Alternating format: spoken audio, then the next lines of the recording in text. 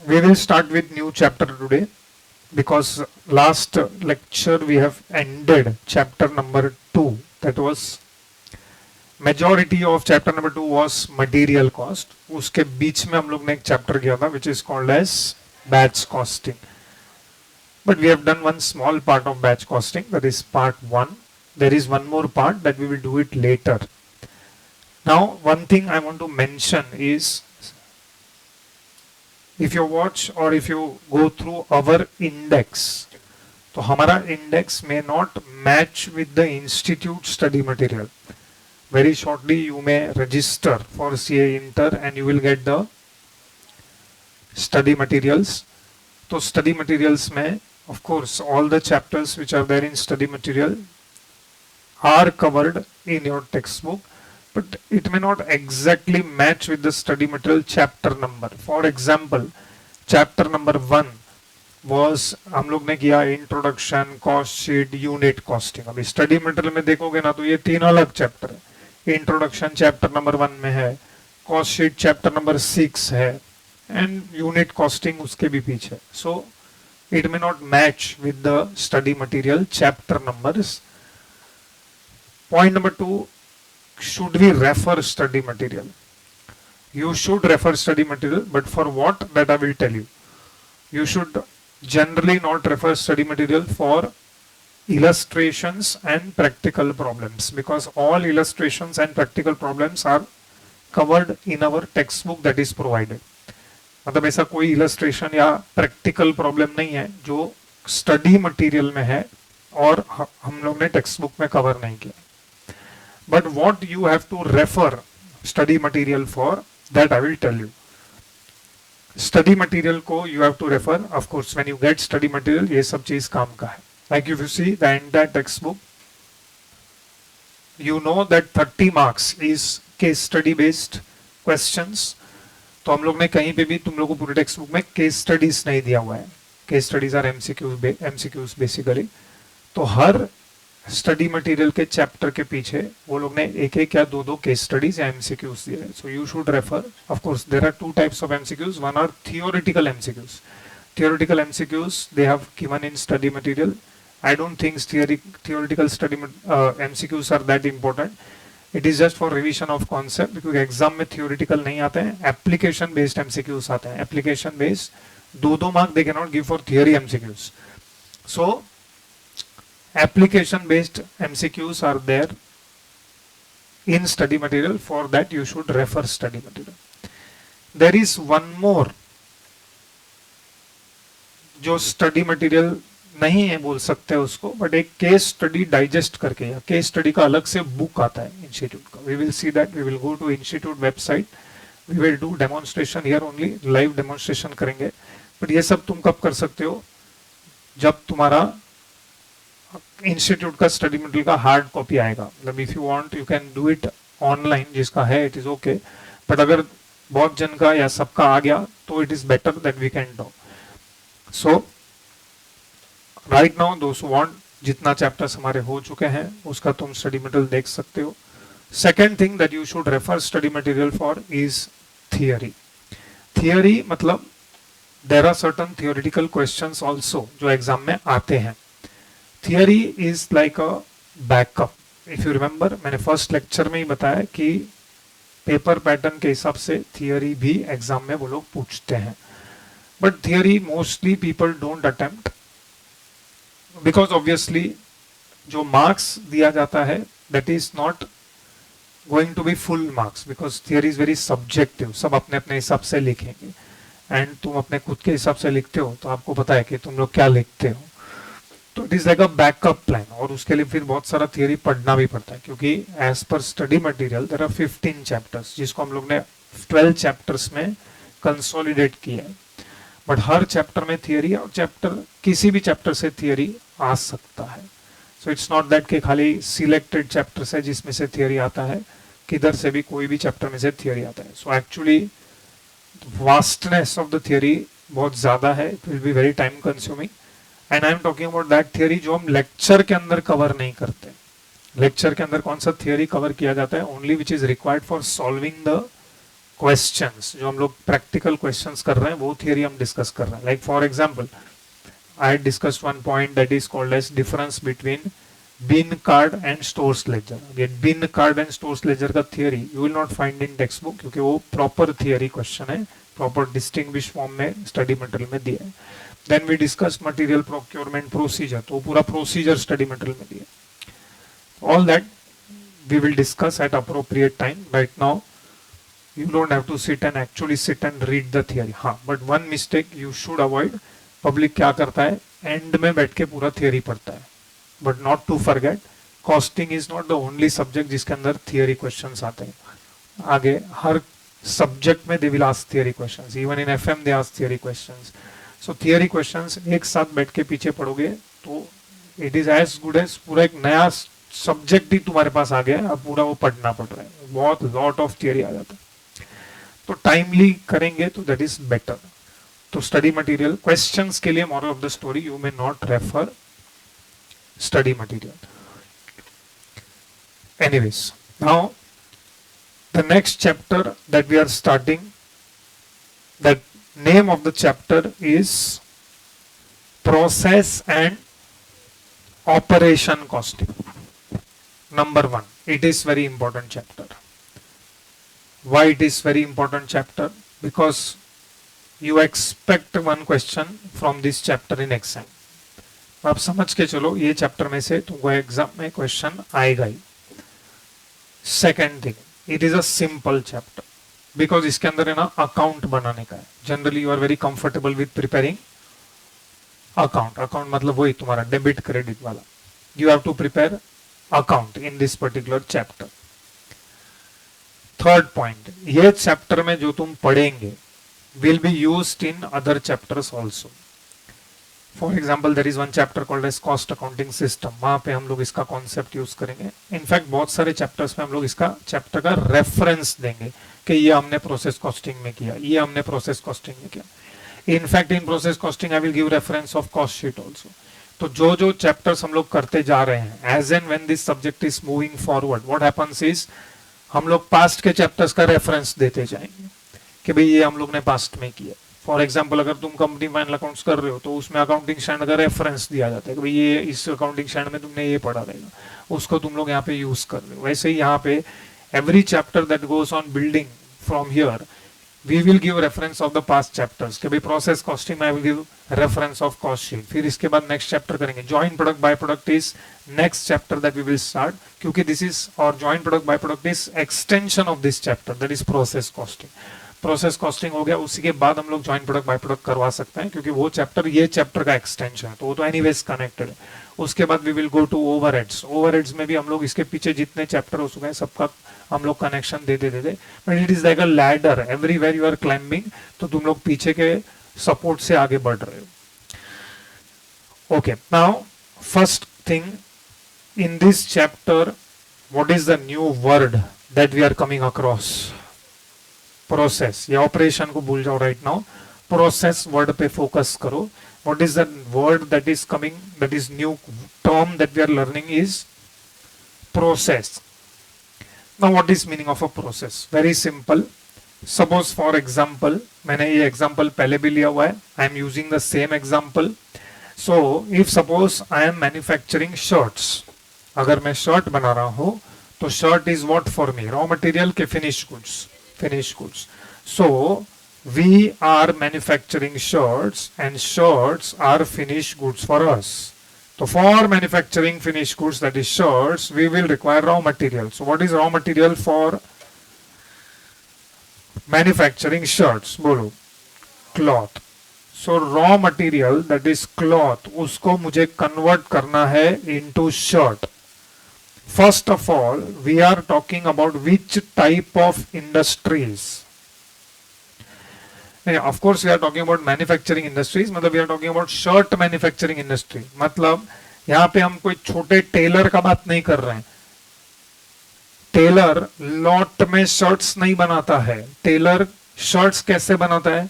As and when customer comes and places the order, as and when customer places the order और as and when customer gives work, उसको हम लोग बोलते हैं ये subject में job. that is called as which costing? Job costing. So if I am a tailor, I will follow which costing? Job costing. मतलब simple है, कोई कस्टमर नहीं है, मैं ऐसे ही बैठा हूं, मेरे को कुछ काम नहीं है, तो कस्टमर आया, उसने मेरे को बोला मेरे को शर्ट चाहिए, ठीक है, मैंने बोला ये सब क्लॉथ है, इसमें से पसंद करो, उसका मैं साइज लूंगा, उसके हिसाब से उसका शर्ट बना के उसको दूंगा. That is called as which costing? Job costing. Right now I am not talking about job costing, right now I am talking about there is something called as बड़ा बड़ा मैन्युफैक्चरिंग कंपनीज जो लोग lots में बनाते हैं.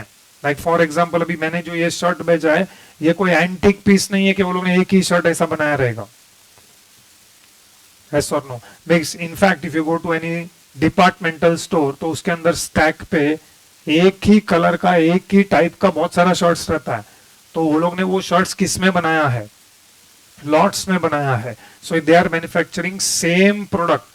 मतलब end product is not distinguishable from one to another. मतलब ये सेम तुमको दिखेगा. अभी फॉर एग्जांपल 40 का साइज का शर्ट रहेगा तो कंपनी एक ही 40 साइज का शर्ट नहीं बनाएगा, उसका बहुत सारा शर्ट्स बनेगा. मतलब सिंपल लैंग्वेज में conclusion is that the company is manufacturing और doing manufacturing in bulk, in lots. बड़ा बड़ा लॉट्स में वो लोग मैन्युफैक्चरिंग करते हैं. तो अगर बड़ा बड़ा लॉट्स में मैन्युफैक्चरिंग करते हैं तो उन लोग को रॉ मटेरियल भी ज्यादा लगेगा. Okay, I will keep it simple. Suppose for example I want to manufacture 10,000 shirts. तो 10,000 shirts के लिए मुझे पता है कि रॉ मटेरियल लगेगा. Thank you. 10,000 shirts के लिए मुझे लगेगा raw material. Now raw material चाहिए, that is cloth. So what is one thing that I should know कि एक शर्ट बनाने को कितना मीटर्स क्लॉथ लगेगा. ओके, तो से for example one shirt requires 2 meters of cloth. Just example I am taking standard size. अभी depends, तुम 40 का शर्ट बना रहे हो, 38 का बना रहे हो, 42 का बना रहे हो, तो I am taking one standard size. वो standard size के लिए say for example 2 meters of cloth. So what is the total requirement of raw material? 20,000 meters of raw material हमको लगेगा for manufacturing 10,000 shirts. Now can you tell me what is the very first thing जो ये cloth को करना पड़ेगा अगर मुझे उसको शर्ट में कन्वर्ट करना है? It is just common sense से हम लोग आंसर देते हैं कि ये क्लॉथ को पहले क्या करना पड़ेगा? कट करना पड़ेगा. सो पहले will you cut first, you will cut 2 metre, बाद में उसको पहले शर्ट में कन्वर्ट करेंगे, फिर वापस 2 मीटर लेंगे, वापस उसको शर्ट में कन्वर्ट करेंगे, कि एक साथ 20,000 मीटर्स को कट करेंगे, एक साथ 20,000 मीटर्स को कट करेंगे. So what is the first manufacturing operation that will be performed? Cutting. So cutting करने के लिए just try to visualise what I am saying. Cutting करने के लिए एक सेपरेट डिपार्टमेंट रहेगा. There will be a separate department in the factory जहां पे सिर्फ क्या हो रहा है? Cutting of cloth. And how many meters of cloth are introduced in that cutting department? 20,000 meters एक साथ.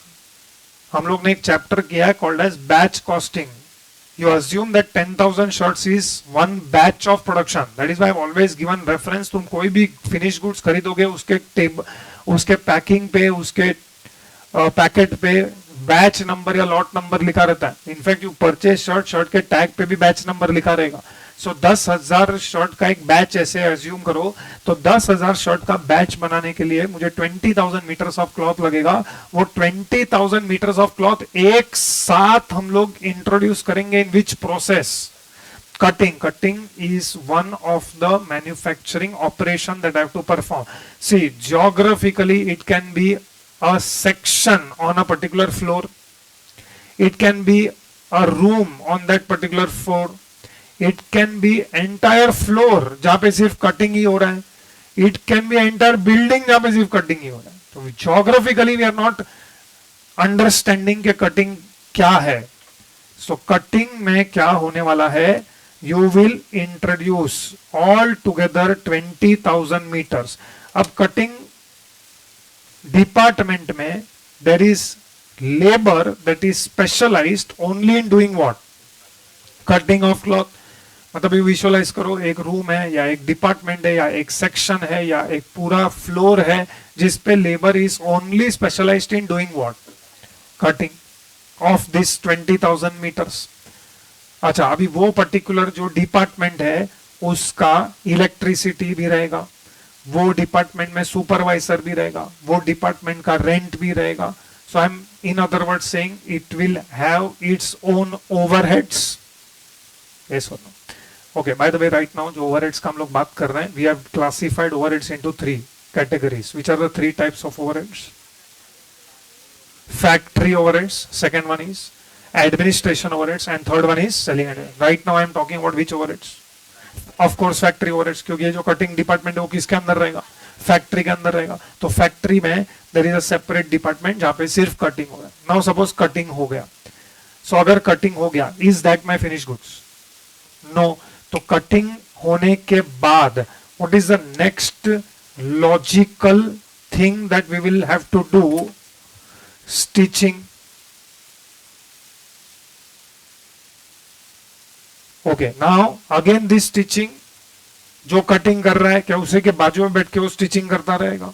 No, there will be a separate department. Department बोलो, सेक्शन बोलो, I am not interested in the geographical distribution, मतलब geography क्या है उसका, उसमें मेरे को इंटरेस्ट नहीं है, but there is a stitching that is going on. लेकिन स्टिचिंग करने के लिए पहले क्या खत्म हो जाना चाहिए? कटिंग खत्म हो जाना चाहिए। मतलब कटिंग वाले का जो आउटपुट है वो स्टिचिंग वाले का क्या बन जाएगा? इनपुट बन जाएगा। मतलब स्टिचिंग वाला बेसिकली काम किस पे करेगा? स्टिचिंग जो हम करेंगे या स्टिचिंग परफॉर्म करेंगे, that will be performed on output from which department? Cutting department. तो कटिंग डिपार्टमेंट से वो स्टिचिंग डिपार्टमेंट में, कटिंग डिपार्टमेंट के खत्म होने के बाद, that is not finish goods, I think you understand, that is work in progress, अभी तक उस पे काम करना बाकी है। सो it is not finish goods. Next stitching होगा। अब स्टिचिंग के लिए इनपुट आएगा from cutting department, other than what it has received from cutting department. Is there any other material जो stitching department खुद भी इंट्रोड्यूस करेगा? नहीं। तो किससे? फेविकॉल से चिपकाओगे? थ्रेड चाहिएगा, और क्या चाहिएगा? बटन्स चाहिएगा, थ्रेड्स, बटन्स एक्सेट्रा, ये सब स्टिचिंग डिपार्टमेंट में एडिशनल मटेरियल कंज्यूम होगा। Why I am using the word additional material? What is the basic material on which stitching is being done? No, cloth is wrong answer. Cloth is raw material for cutting. You can say output of cutting department. What is basic raw material for stitching? Output of cutting department. It is not cloth. अब वो cloth नहीं है। See, cloth, try to understand the difference. Cloth is raw material. लेकिन जो cut किया हुआ cloth है वो रॉ मटेरियल नहीं है, वर्क इन प्रोग्रेस है। Are you getting what I'm saying? Cutting अगर हो गया उसके बाद वो क्लॉथ नहीं रहा अभी, लेकिन वो हमको कौन से डिपार्टमेंट में लेके जाना पड़ेगा? स्टिचिंग में। स्टिचिंग डिपार्टमेंट प्राइमरीली किस पे काम कर रहा है? Output of which department? Cutting. मतलब input of stitching will become what? या rather output of cutting is becoming input for stitching. Basically वो उस पे काम कर रहा है, बाद में वो उस पे खुद का मटेरियल अप्लाई कर रहा है, थ्रेड लगा रहा है। सी, ये सब है ना, मैं एग्जांपल दे रहा हूं फॉर अवर सिंप्लिसिटी। तेरा बहुत सारा अदर इंडस्ट्रीज जिसके अंदर ये सब हो सकता है। अभी फॉर एग्जांपल केमिकल मैन्युफैक्चरिंग रहेगा या मेडिसिन मैन्युफैक्चरिंग का, वो लोग भी ये सब फॉलो करते हैं, लेकिन वो सबका एग्जांपल हमारे दिमाग में नहीं बैठेगा। ये थोड़ा बहुत कॉमन सेंस है, that is why we are doing it. So cutting वाले ने क्या किया? क्लॉथ को कट करके दिया। अगर तुम लोग कटिंग एक्चुअली देखोगे कैसा होता है, एक क्लॉथ रहता है, ये आगे का पार्ट अलग से कट होता है, पीछे का पार्ट अलग से कट होता है, स्लीव्स अलग से कट होता है, कॉलर्स अलग से अटैच होता है। इनफैक्ट ये कॉलर्स कट नहीं होता है, ये कॉलर्स भी अलग से लिया जाता है, अलग से स्टिच किया जाता है। All that will happen in which department? Stitching. तो स्टिचिंग डिपार्टमेंट में जो लेबर है that is specialised only for doing what? Stitching. वो पूरा दिन बैठ के एक ही काम कर रहा है, that is what? Stitching of that which has been received from cutting department. Okay, now stitching खत्म हो गया। तो स्टिचिंग अगर सेपरेट डिपार्टमेंट है तो stitching department will add its own material, stitching department will have its own labour, stitching department will have its own overheads. Stitching department का rent रहेगा, stitching department में इलेक्ट्रिसिटी या पावर का खर्चा रहेगा, स्टिचिंग डिपार्टमेंट में खुद का सुपरवाइजर रहेगा, स्टिचिंग डिपार्टमेंट का खुद का मशीन्स का डेप्रिसिएशन रहेगा। This are all which overheads? Factory overheads. अब सपोज स्टिचिंग खत्म हो गया, स्टिचिंग खत्म होने के बाद जो भी हमको मिलेगा, is that our final product? Suppose stitching हो गया तो से फॉर एग्जांपल हम लोग और एक डिपार्टमेंट में जाते हैं and that department is called as which department? Finishing department. अब ये फिनिशिंग वाले क्या करेंगे? फिनिशिंग वाले क्या करेंगे? ये जो स्टिचिंग डिपार्टमेंट ने अभी स्टिच करके दिया है, वो finishing department will first say for example they will do washing, then drying, then they will do for example folding, या इसके पहले आयनिंग करेंगे, बाद में फोल्डिंग करेंगे, बाद में पिनिंग करेंगे, बाद में वो प्लास्टिक का जो पैकिंग रहता है उसमें डालेंगे, और बाद में डब्बे में पैकिंग करके, इनफैक्ट अगर तुम लोग ने कभी रेडीमेड शर्ट देखा रहेगा तो प्लास्टिक का सब पिन्स भी रहता है ताकि वो खुल ना जाए, वो सब करके finally, why I am using this because finishing department may put और add its own materials. Finishing department is primarily working on what? Output of which department? Stitching department. Stitching department ने अपना काम खत्म किया, उन्होंने finishing department को दिया, बोले लो अभी आपका काम चालू करो. फिर finishing department क्या करेगा? खुद का मटेरियल ऐड करेगा. Of course not in greater quantity, but जो भी थोड़ा बहुत मटेरियल उनको ऐड करना है वो लोग ऐड करेंगे. फाइनली जो फिनिशिंग डिपार्टमेंट का आउटपुट है is what for us? Finished goods. Now, how do we relate this example to our chapter? ये जो कटिंग, स्टिचिंग, फिनिशिंग है उसको हम लोग ये चैप्टर में क्या बुलाते हैं? Process. What is a process? Process is a manufacturing operation. What is process? A manufacturing operation. Cutting is a manufacturing operation.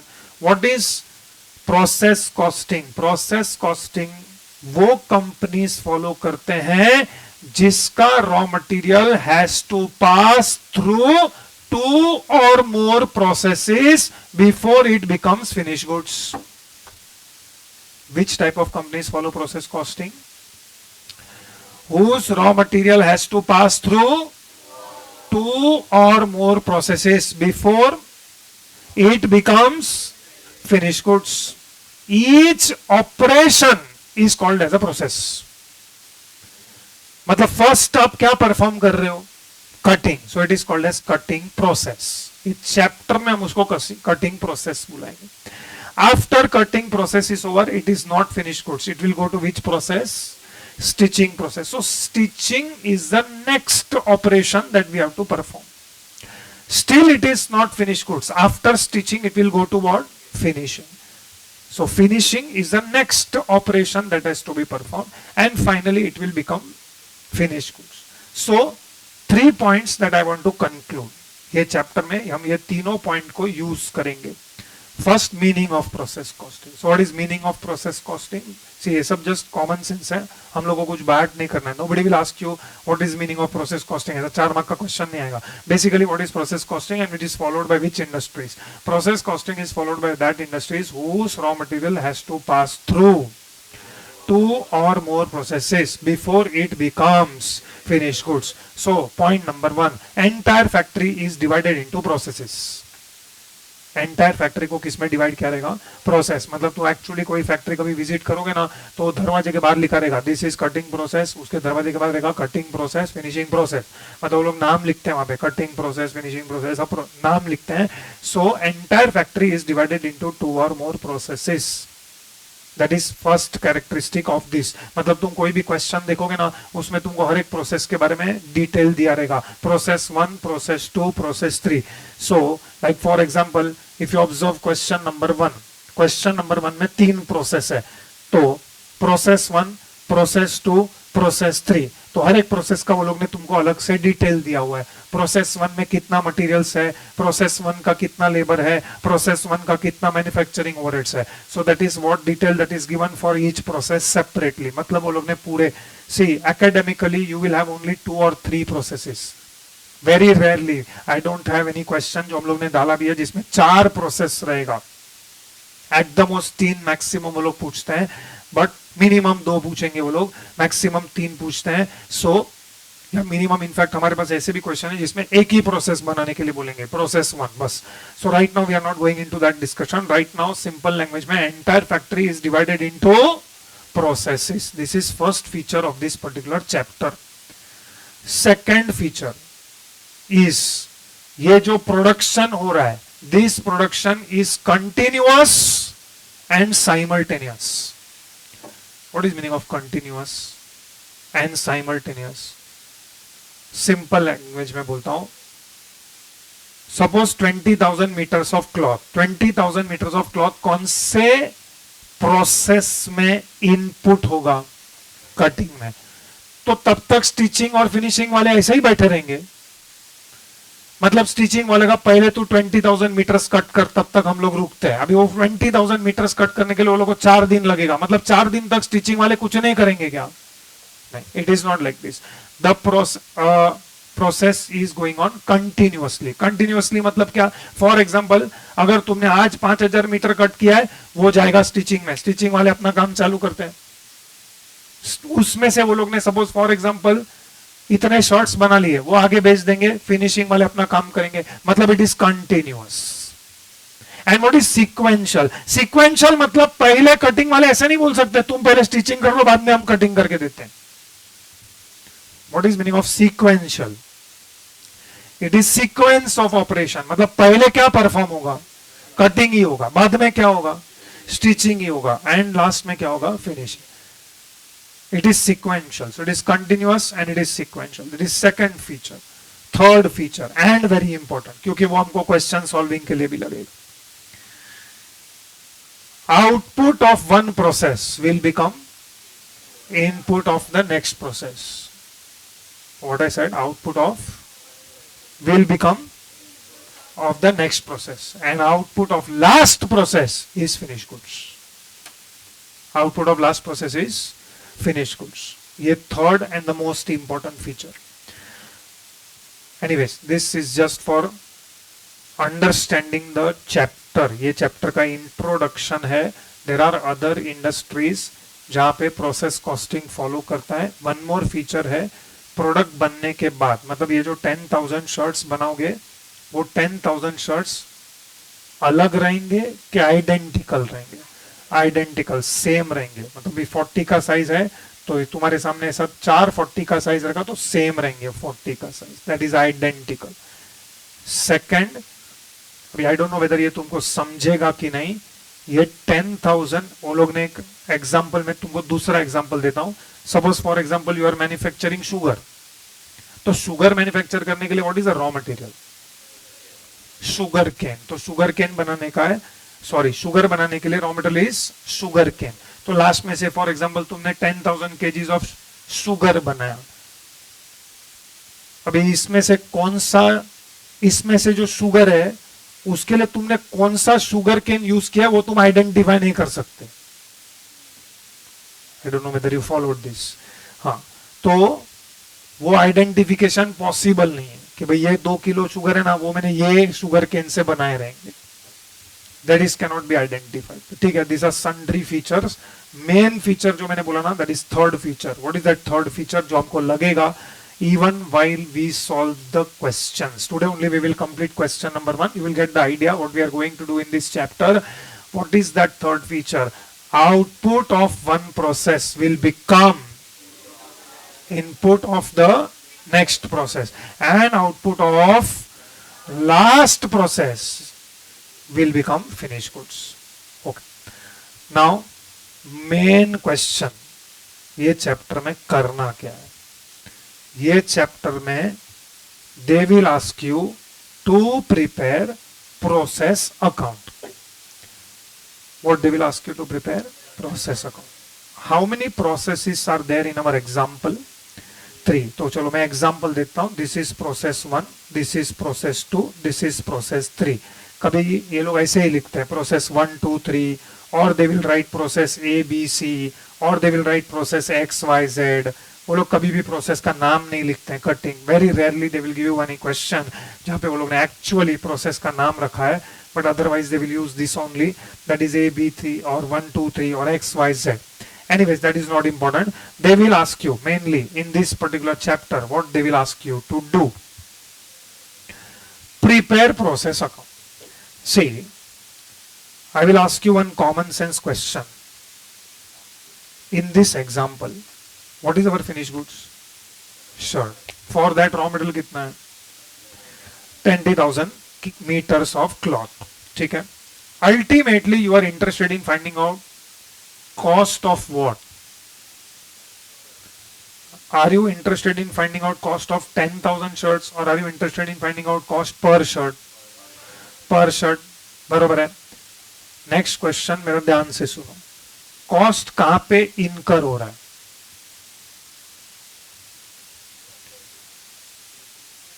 Cost कहां पे इनकर हो रहा है? हर प्रोसेस में इनकर हो रहा है. Suppose for example you incurred cost of 50 lakhs. ये 50 lakhs का खर्चा किधर हुआ है? तीनों प्रोसेस में हुआ है. कटिंग में भी हुआ है, स्टिचिंग में भी हुआ है एंड फिनिशिंग में भी हुआ है. Yes or no? Okay. Suppose somehow I tell you that cost is 50 lakhs. Example. ये cost cutting का है, stitching का है, finishing का है कि total है? Total है. तो 50 lakhs. अब मैं तुमको पूछूं how much is cost per shirt? What is the answer? 50 lakhs divided by 10,000 तुम कर लोगे तो तुमको cost per shirt मिल जाएगा. Yes or no? तो why you want to prepare every process account separately? क्योंकि ये लोग तुमको बोलेंगे prepare process accounts. तो when I say और when they say prepare process accounts, तो उससे क्या समझने का? which process account हमको बनाना है? अगर तीन प्रोसेस है तो तीनों में से कौन सा बनाने का? For example you see question number 1 last में लिखा है प्रिपेयर प्रोसेस अकाउंट. तो मेरे को क्या समझने का? By the way in this question can you see how many processes are there? 3. So which process account I should prepare? All 3. So in fact I am going to prepare every process separately. तो process 1 account separately बनाऊंगा, process 2 account separately बनाऊंगा, process 3 account separately बनाऊंगा. तो तीनों account separate बनाने का purpose क्या है? वैसे भी मेरे को तो टोटल कॉस्ट में इंटरेस्ट है ना, वो 50 लाख में. तो एक काम करते तीनों को कंबाइन करके एक कॉस्ट शीट बना डालते हैं. कॉस्ट शीट तो याद है ना तुम लोग को? हाँ, तो कॉस्ट शीट अगर याद नहीं है तो प्लीज उसका फॉर्मेट रिवाइज करना चालू करो. Almost every chapter we will touch the format of the cost sheet. That is compulsory. मतलब वो बेसिक है. For example you must be learning format of balance sheet. अब ये जो चैप्टर है जिसमें तुम बैलेंस शीट बना रहे हो, नेक्स्ट चैप्टर आएगा बायबैक ऑफ शेयर्स. तो उसके अंदर बोलेगा बैलेंस शीट बनाने का, तो बैलेंस शीट का फॉर्मेट सेम है कि उसमें नया फॉर्मेट आने वाला है. उसके बाद तुम चालू करोगे या maybe you will go to internal reconstruction, उसमें भी बोलेंगे प्रिपेयर बैलेंस शीट. तो बैलेंस शीट का फॉर्मेट सेम है कि अलग है? हाँ, तो same applies for cost sheet. बरोबर है? हाँ. So can you tell me why should I prepare और why this chapter? मतलब तीनों प्रोसेस का अलग क्यों करना है? ईच प्रोसेस में हम कितना कॉस्ट इनकर कर रहे हैं. मतलब बेसिकली हमको 50 लाख का ब्रेकअप चाहिए. मतलब तुम बोल रहे हो कि कटिंग प्रोसेस में मैंने 15 लाख का खर्चा किया, फिर मैंने स्टिचिंग प्रोसेस में 20 लाख का खर्चा किया एंड देन फिनिशिंग में मैंने 15 लाख का खर्चा किया. 15 प्लस 20 प्लस 15 ऐसा करके मैं 50 लाख सेपरेटली फाइंड आउट करूं. Why? That is what I am asking. आप मुझे आंसर क्या दे रहे हो मालूम है? कि मुझे अलग अलग बनाने से मिलेगा क्या? मैं पूछ रहा हूं क्यों. अगर किसी प्रोसेस में अगर कॉस्ट ज्यादा हो रहा है तो मुझे उसको कॉस्ट कंट्रोल करना है. ये तुम दोनों को घर पे जाना है तो डायरेक्टली बोल दो, इनडायरेक्टली मत बोलो. हाँ, कोई एक प्रोसेस में कॉस्ट ज्यादा हो रहा है तो हम उसको कंट्रोल करेंगे. कंट्रोल करेंगे, ठीक है. वेस्टेज कम करना है हमको एवरी प्रोसेस में. तो वो प्रोसेस अकाउंट बनाने से कैसे पता चलेगा? वो तो हम प्रोसेस अकाउंट बनाएंगे तब हमको पता चलेगा. ठीक है, okay. Any other reason why I would like to prepare every process account separately?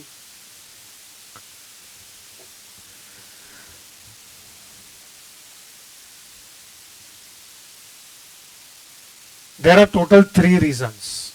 ठीक है, 3 रीजन है. उसमें से एक रीजन मैं आज नहीं दे पाऊंगा. Today's lecture I will not be able to give you that reason. At least 2 reasons I will be able to give you today. You want to speak?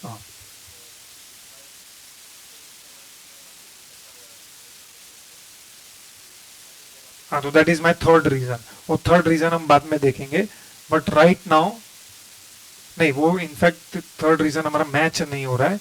लेकिन एक ही चीज मैच हो रहा है थर्ड रीजन में, that is work in progress. ठीक है, मैं आज थोड़ा बहुत बता देता हूं, देखना कितने जन को समझेगा.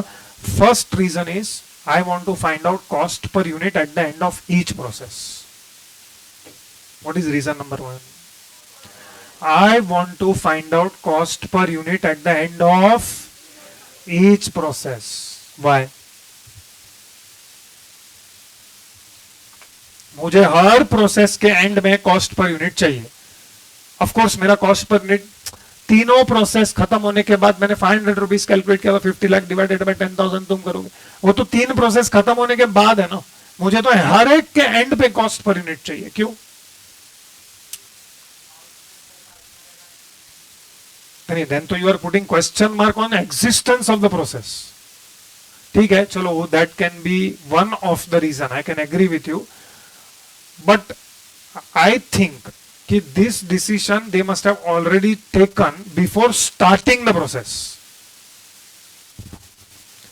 हाँ, लेकिन अगर प्रोसेस हमने स्टार्ट कर दिया है, हमारा कॉस्ट अगर बढ़ रहा है, तो इसने जैसे बोला we will follow cost control measures. Cost per unit, अभी इसका जो आंसर है, this may not be applicable in this example, but it can be applicable in other example. Suppose for example मैंने फर्स्ट प्रोसेस खत्म कर लिया, I am again repeating, this may not be applicable in this example, but हम लोग जब question solve करेंगे तो उसके अंदर ये पॉइंट आएगा. तो फॉर एग्जाम्पल अगर मुझे फर्स्ट प्रोसेस के बाद, और let me put it other way, first process का जो आउटपुट है, can I sell that output? मैं फिर से बोलता हूं, मैं फिर से बोल रहा हूं, ये एग्जाम्पल में ये पॉसिबल मे बी नहीं होगा. अभी कट किया हुआ क्लॉथ थोड़ी कोई पहनेगा, but is it possible? Suppose दो ही प्रोसेस है मेरे पास, दो ही प्रोसेस है. अभी डेयरी इंडस्ट्री रहेगा, डेयरी इंडस्ट्री में what is the common raw material? Milk. अब पहले प्रोसेस में मैं मिल्क को स्किम करेगा, स्किम मतलब गरम करेगा, गरम करने के बाद उसका ऊपर का मलाई निकालेगा और बाद में बचेगा वो मिल्क. अब वो स्किम किया हुआ मिल्क मिलता है ना, टोन्ड मिल्क, स्किम्ड मिल्क, अब वो ऊपर का मलाई निकला, उससे तो बहुत सारे प्रोडक्ट बन सकते हैं, बटर बन सकता है, वो मैं आगे जाके नहीं. तो फर्स्ट प्रोसेस के एंड में कैन आई सेल? हाँ, तो अभी तो 5 मिनट पहले तुमने ना बोला. तो फर्स्ट प्रोसेस के एंड में कैन आई से कि after the first process is completed, जो भी हमको आउटपुट मिलता है that can B product in itself, मतलब उसका भी मार्केट हो सकता है. हाँ, तो उसको मैं कितने में बेचेगा? हाँ, तो only cost that is incurred in first process ना. यस और no? I can not take total cost, क्योंकि प्रोसेस 2 एंड प्रोसेस 3 का तो खर्चा उस पर हुआ ही नहीं है. सी, एवरी स्टेज पे वैल्यू एडिशन हो रहा है. I hope you understand what is meaning of value addition. You are incurring cost at every stage, you are increasing the cost at every stage. Foundation you completed, उसमें तुमने classes का, text book का, institute का सब खर्चा किया. अभी inter में है तो क्या वही उसमें ही खत्म हो जाएगा क्या? अभी इंटर का भी फीस अलग से रहेगा.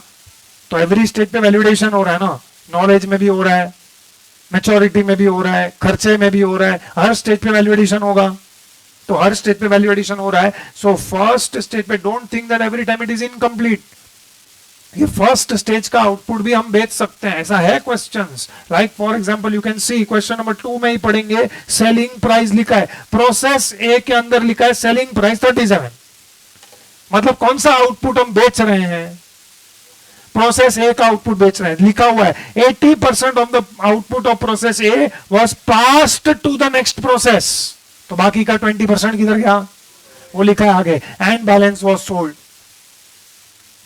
तो जब मैं बेच रहा हूं, यू कैन सी कि अगर मैं आगे प्रोसेस करूंगा तो और खर्चा होगा, और खर्चा होगा तो सेलिंग प्राइस भी बढ़ेगा. यस और no? That is one reason. अब ये कॉस्ट पर यूनिट ढूंढने का सेकंड रीजन भी है. सेकंड रीजन मैं थोड़ी देर में बताऊंगा, आज ही बताऊंगा, but there is one more reason. वो कॉस्ट पर यूनिट हमको क्यों ढूंढना है, पहले तो उसके लिए हमको यह समझना पड़ेगा कि कॉस्ट पर यूनिट ढूंढना कैसे है. एंड थर्ड रीजन जो इसने बताया, आई don't no whether you will understand at this stage, but let me just introduce that concept to you. There is something called as valuation of work in progress that we will have to do. What we will have to do? Work in progress. What is work in progress? Incomplete units. Okay. Can you tell me in this example what is valuation of work in progress, or what is work in progress for you? Output of first process which will become what for next process. So that is work in progress. Agreed. I am not saying you are wrong. But मैं वो work in progress का बात नहीं कर रहा हूं.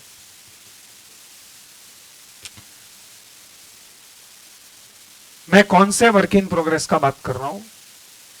Suppose हमने क्या चालू किया?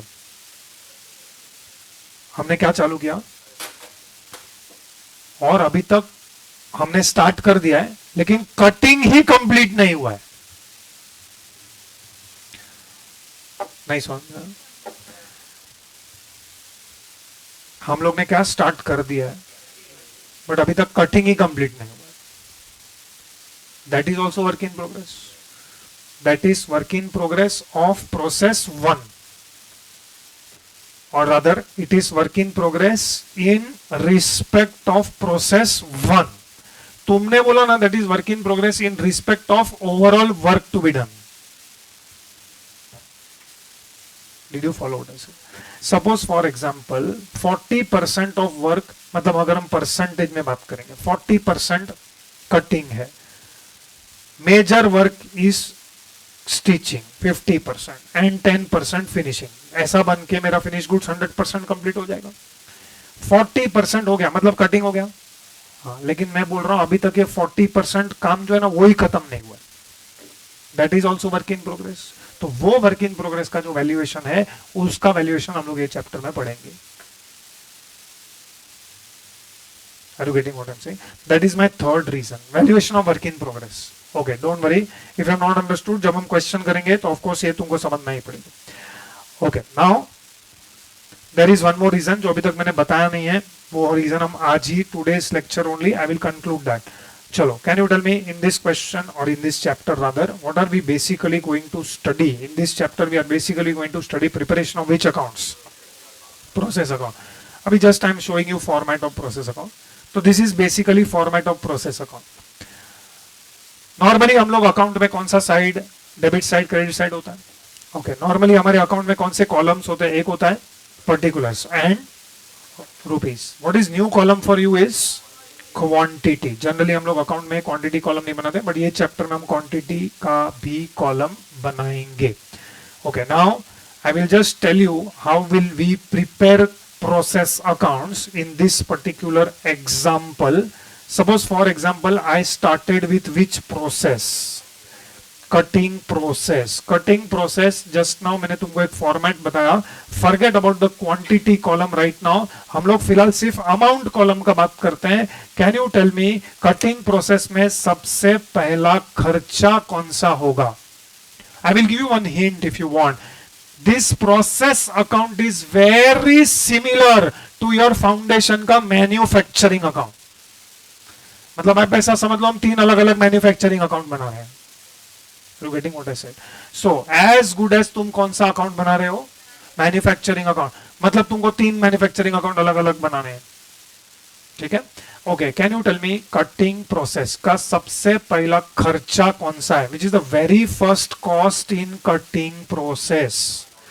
ये क्लॉथ हमने चोरी तो किया नहीं रहेगा, परचेस करके लेके आ रहेंगे. तो ये 20,000, दिस 20,000 इज क्वांटिटी के दिस 20,000 इज वैल्यू. क्वांटिटी है ये 20,000 मीटर्स. अब फॉर एग्जांपल तुमने 1 मीटर 50 रुपए में या 100 रुपए में खरीदा रहेगा, तो 20,000 इंटू 100 और into 50 whatever is the value, can I say that is my first cost of cutting process. तो cutting process, can you guess it will come on which side? Debit side के credit side? Debit side, क्योंकि every process is type of a nominal account. Debit all expenses, तो हम लोग debit करेंगे. तो यहां पे हम उसको क्या लिखेंगे? क्या लिखेंगे हम लोग? 2 units introduce. Can you tell me कि 20,000 हम कौन से कॉलम में लिखेंगे? क्वांटिटी कॉलम में. और वो 20,000 का जो भी वैल्यू है वो हम कौन से कॉलम में लिखें? अमाउंट कॉलम में. ठीक है. So just example. तो थोड़ी देर के लिए हम लोग सिर्फ अमाउंट पे ध्यान देते हैं. Don't worry about the quantity. चलो, is there any other cost that will be incurred in cutting process? Labour. अच्छा, ये ओवरऑल लेबर है कि खाली कटिंग प्रोसेस का? मतलब कहना है it is direct labour. We have studied, there are 2 types of labour, direct labour and indirect labour. तो कटिंग प्रोसेस के अंदर जो लेबर कटिंग कर रहा है उसको जो तुम वेजेस दे रहे हो दैट इज विच लेबर। हाँ, तो यहाँ पे क्या लिखेंगे, टू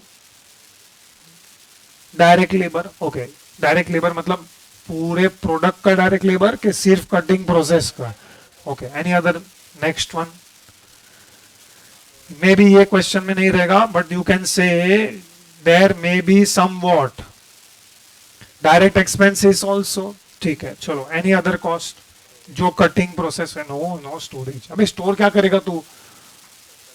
अरे बेटा, स्टोरेज का कॉस्ट थोड़ी प्रोसेस का कॉस्ट है। Storage will not come in process. Any other cost? Depreciation किसका? मशीन जो कटिंग कर रहे हैं। ओके, मतलब बेसिकली कहने से overheads. Which overheads we are talking about? ये चैप्टर में सिर्फ ओवरहेड, ये चैप्टर छोड़ो, पूरे सब्जेक्ट में सिर्फ ओवरहेड्स लिखा रहेगा तो हम कौन सा ओवरहेड्स मानेंगे? Factory overheads. Needless to say, if nothing is given we will always believe it to be which overheads? Factory overheads. तो यहाँ पे हम लोग कौन सा ओवरहेड्स लिखेंगे? Factory overheads. अच्छा, यहाँ पे जो फैक्ट्री ओवरहेड्स लिखा है वो पूरे फैक्ट्री का ओवरहेड्स लिखा है कि खाली कटिंग प्रोसेस का ओवरहेड्स? मतलब कटिंग प्रोसेस का रेंट, कटिंग प्रोसेस का पावर, कटिंग प्रोसेस का मशीन्स का डेप्रिसिएशन, कटिंग प्रोसेस के अंदर जो सुपरवाइजर है उसका salary. Supervisor of cutting process is direct labour और indirect labour? Supervisor direct labour है कि इनडायरेक्ट लेबर? इनडायरेक्ट लेबर, उसको हम सैलरी दे रहे हैं। तो ये पूरे फैक्ट्री का सुपरवाइजर का बात चल रहा है कि खाली कटिंग प्रोसेस का। बरोबर है? ओके, सो ये सब हो गया फैक्ट्री ओवरहेड्स। तो ये सब को हम लोग ऐड करेंगे। ये सब जो है, कैन वी से this is total cost that is incurred in cutting process. अब कटिंग प्रोसेस खत्म हो गया, इसका जो भी टोटल आएगा, suppose for example total is 10 lakhs, just example, total is 10 lakhs। तो कहना है ऐसे कटिंग प्रोसेस का जो आउटपुट है, मैन्युफैक्चरिंग अकाउंट तुम लोग कैसे बना देते हैं? If you recollect manufacturing account, debit side का तुम टोटल करेंगे, डेबिट साइड का टोटल करेंगे, that is the total cost that is incurred. So ये जो total cost that is incurred है, कहना है से जो कटिंग करने के बाद या कटिंग जो तुमने किया है या जो कटिंग किया गया है प्रोसेस में, वो कटिंग करने में 10 lakhs का खर्चा है। यस और ओके। अब ये 10 lakhs का खर्चा, अब अकाउंट तो क्लोज करना पड़ेगा कि नहीं? तो इसके सामने क्या लिखने का? अरे क्या बाय बैलेंस? ये बाय बैलेंस लिखेगा, बाय बैलेंस लिखेगा तो नेक्स्ट ईयर में ये आएगा टू बैलेंस। कटिंग तो हो गया है तो भी क्या एंड तक हम टू बैलेंस बाय बैलेंस ही खेलते रहे। इसके लिए मैंने थर्ड फीचर बताया, output of one process will become, तो this amount will be now debited to which account? हाँ, तो दिस केस, इसके सामने क्या लिखेंगे हम लोग? यस और नो? अब ये जो 10 lakhs है ना, वो एज इट इज यहाँ पे लिखा है बाय स्टिचिंग प्रोसेस। मतलब ये स्टिचिंग प्रोसेस में कौन से साइड पे आएगा? डेबिट साइड पे आएगा। कहना है this 10 lakhs will as it is become cost for stitching process. अब जो स्टिचिंग प्रोसेस खर्चा करने वाला है, ये 10 lakhs के ऊपर करने वाला है। ये 10 lakhs का खर्चा ऑलरेडी कौन करके बैठा है? Cutting process. यस और नो? बोलो नेक्स्ट प्रोसेस के अगर हम अंदर जाएंगे स्टिचिंग प्रोसेस में, तो स्टिचिंग प्रोसेस में इनपुट कहां से आएगा? स्टिचिंग प्रोसेस में input has come from which process? तो स्टिचिंग प्रोसेस में सबसे पहले हम लोग क्या लिखेंगे? To what? Cutting process. तो ये जो टू कटिंग प्रोसेस का जो खर्चा है वो as it is will be debited to which account? Stitching process. Do you agree with this? Okay. अब will stitching process further incur any cost? बोलो स्टिचिंग प्रोसेस का पहला कॉस्ट कौन सा रहेगा? क्यों? लेबर। स्टिचिंग प्रोसेस खुद का कुछ मटेरियल डालेगा कि नहीं डालेगा? अरे अभी तो थोड़ी देर पहले हुआ, थ्रेड ने, बटन ने, ये सब रहेगा, तो वो सब मटेरियल का खर्चा आएगा कि नहीं आएगा? आएगा। सो यहाँ पे वो becomes what? Direct material for which process? Stitching process का डायरेक्ट मटेरियल है वो। कैसा? ये जो यूनिट्स इंट्रोड्यूस्ड है, ये जो यूनिट्स इंट्रोड्यूस्ड है, ये क्या था? This is direct material for which process? Cutting. See, इतना सारा डिटेल में एक्सप्लेन करने के बाद भी जब 7वां क्वेश्चन आएगा तब तुम्हारा doubt will be really shocking. जब वो स्टिचिंग प्रोसेस का डायरेक्ट मटेरियल हो गया तब तुम वही मेरे को क्वेश्चन पूछोगे, ये डायरेक्ट मटेरियल कौन सा डायरेक्ट मटेरियल है, क्योंकि आगे जाके इसी के ऊपर हम फर्दर चैप्टर को बिल्ड करेंगे. Now the next question is there any other cost that will be incurred in stitching process? Yes. कौन सा? हाँ, तो ये डायरेक्ट लेबर, मतलब ये labour, this is wages paid to whom, worker who is doing what, only stitching. जो stitching करने में स्पेशलाइज्ड है उसको हमने बिठाया. मतलब एक इमेजिन करो, इतना बड़ा फ्लोर है, उसमें नहीं नहीं तो 200 लोग बैठे हैं, वो सिर्फ स्टिचिंग ही कर रहे हैं, उनको वेजेस दोगे. That is which labour? This is direct labour for which process? Stitching process. Okay, उसके बाद अगर कोई direct expenses, of course it may not be there, अगर नहीं है तो नहीं लिखने का, just I am giving you format, that is why I am writing. और उसके बाद क्या आएगा बोलो? ओवरहेड्स. यहाँ पे जो हमने फैक्ट्री ओवरहेड्स लिखा है वो पूरे फैक्ट्री का ओवरहेड्स है कि खाली स्टिचिंग प्रोसेस का है? भाई खाली स्टिचिंग प्रोसेस का भी रेंट रहेगा, खाली स्टिचिंग प्रोसेस का भी सुपरवाइजर का सैलरी रहेगा, खाली स्टिचिंग प्रोसेस का भी पावर रहेगा, खाली स्टिचिंग प्रोसेस, स्टिचिंग किससे करोगे?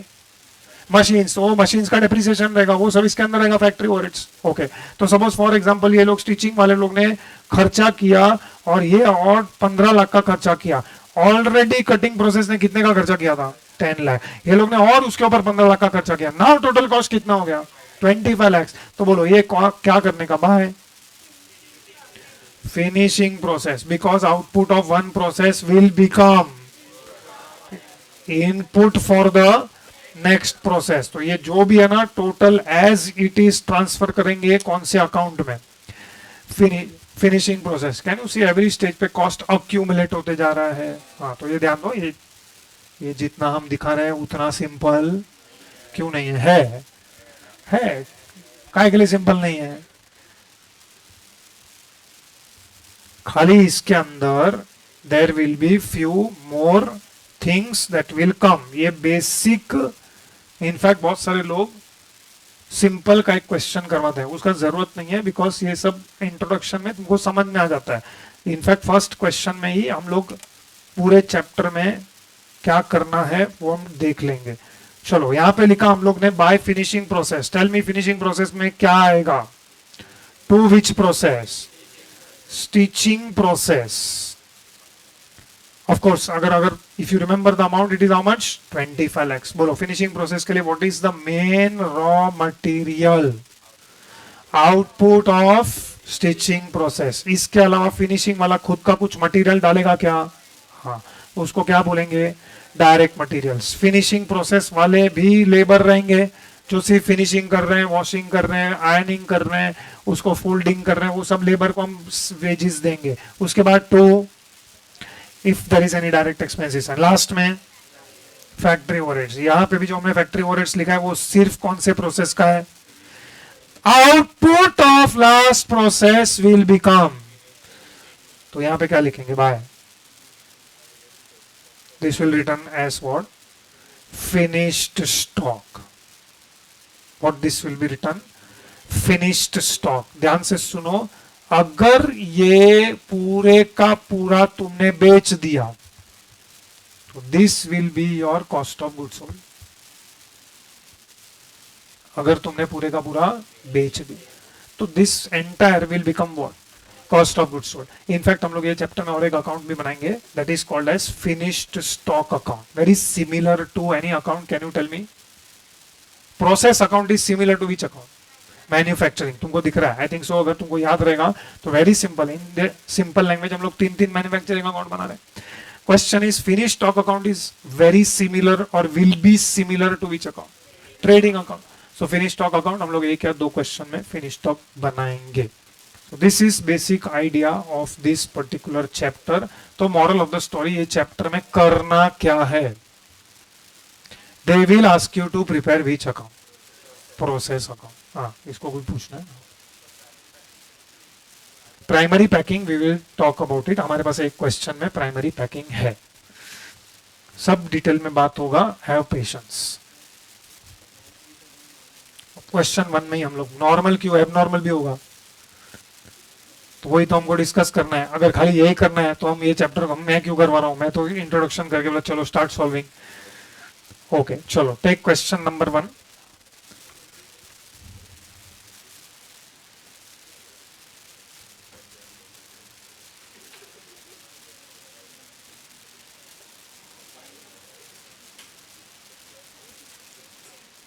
यहाँ पे just to answer your question, question number 12 के अंदर we will study packing materials, तो सब कुछ आएगा. Question number 1. Okay, first I am reading the question. Come to the question. A product passes through three processes. The output of each process is treated as raw material of the next process to which it is transferred. And output of third process is transferred to finished stock. ये नहीं दिया रहता तो भी हम लोग यही believe करेंगे. Process 1, process 2, process 3. Materials issued, labour and overheads. Carefully observe, ये जो फिगर्स दिए हैं that is in rupees. Okay, 10,000 units have been issued to process 1. This information is very important. And after processing, the output of each process is as under. Process 1 output 9750 units, process 2 output is 9400 units, process 3 output is 8400 units. Her process में there is something called as normal loss and उसका scrap value per unit भी दिया हुआ है. Prepare process account. तो question is which process account? All three बनाने का. तो हम लोग को तीनों प्रोसेस अकाउंट बनाना पड़ेगा. पहले हम तीनों प्रोसेस का फॉर्मेट बना लेते हैं. हम लोग ऐसा नहीं कर सकते हैं कि पहले हम प्रोसेस 1 बनाएंगे, बाद में प्रोसेस 2, बाद में. हमको तीनों प्रोसेस का फॉर्मेट साथ में बनाना पड़ेगा. तो प्रिपेयर दिस फॉर्मेट. यहाँ पे जो लाइंस है वो मैक्सिमम लाइंस है, उससे ज्यादा लाइंस हमको नहीं लगेगा.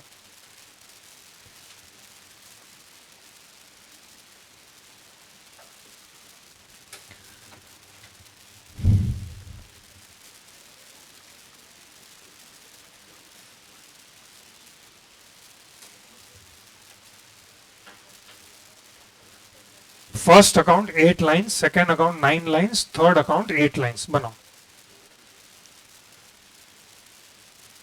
प्रोसेस 1 नहीं लिखना है, प्रोसेस 1 अकाउंट लिखना है.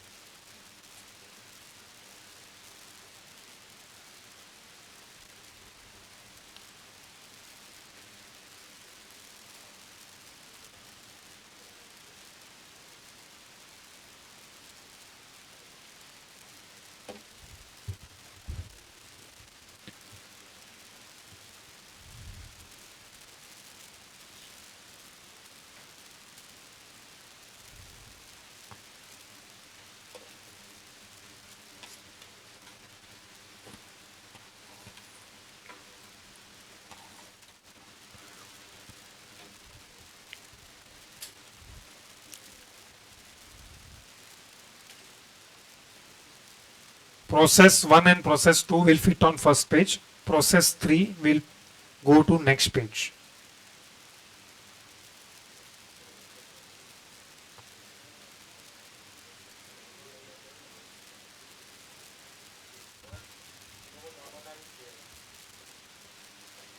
Maximum.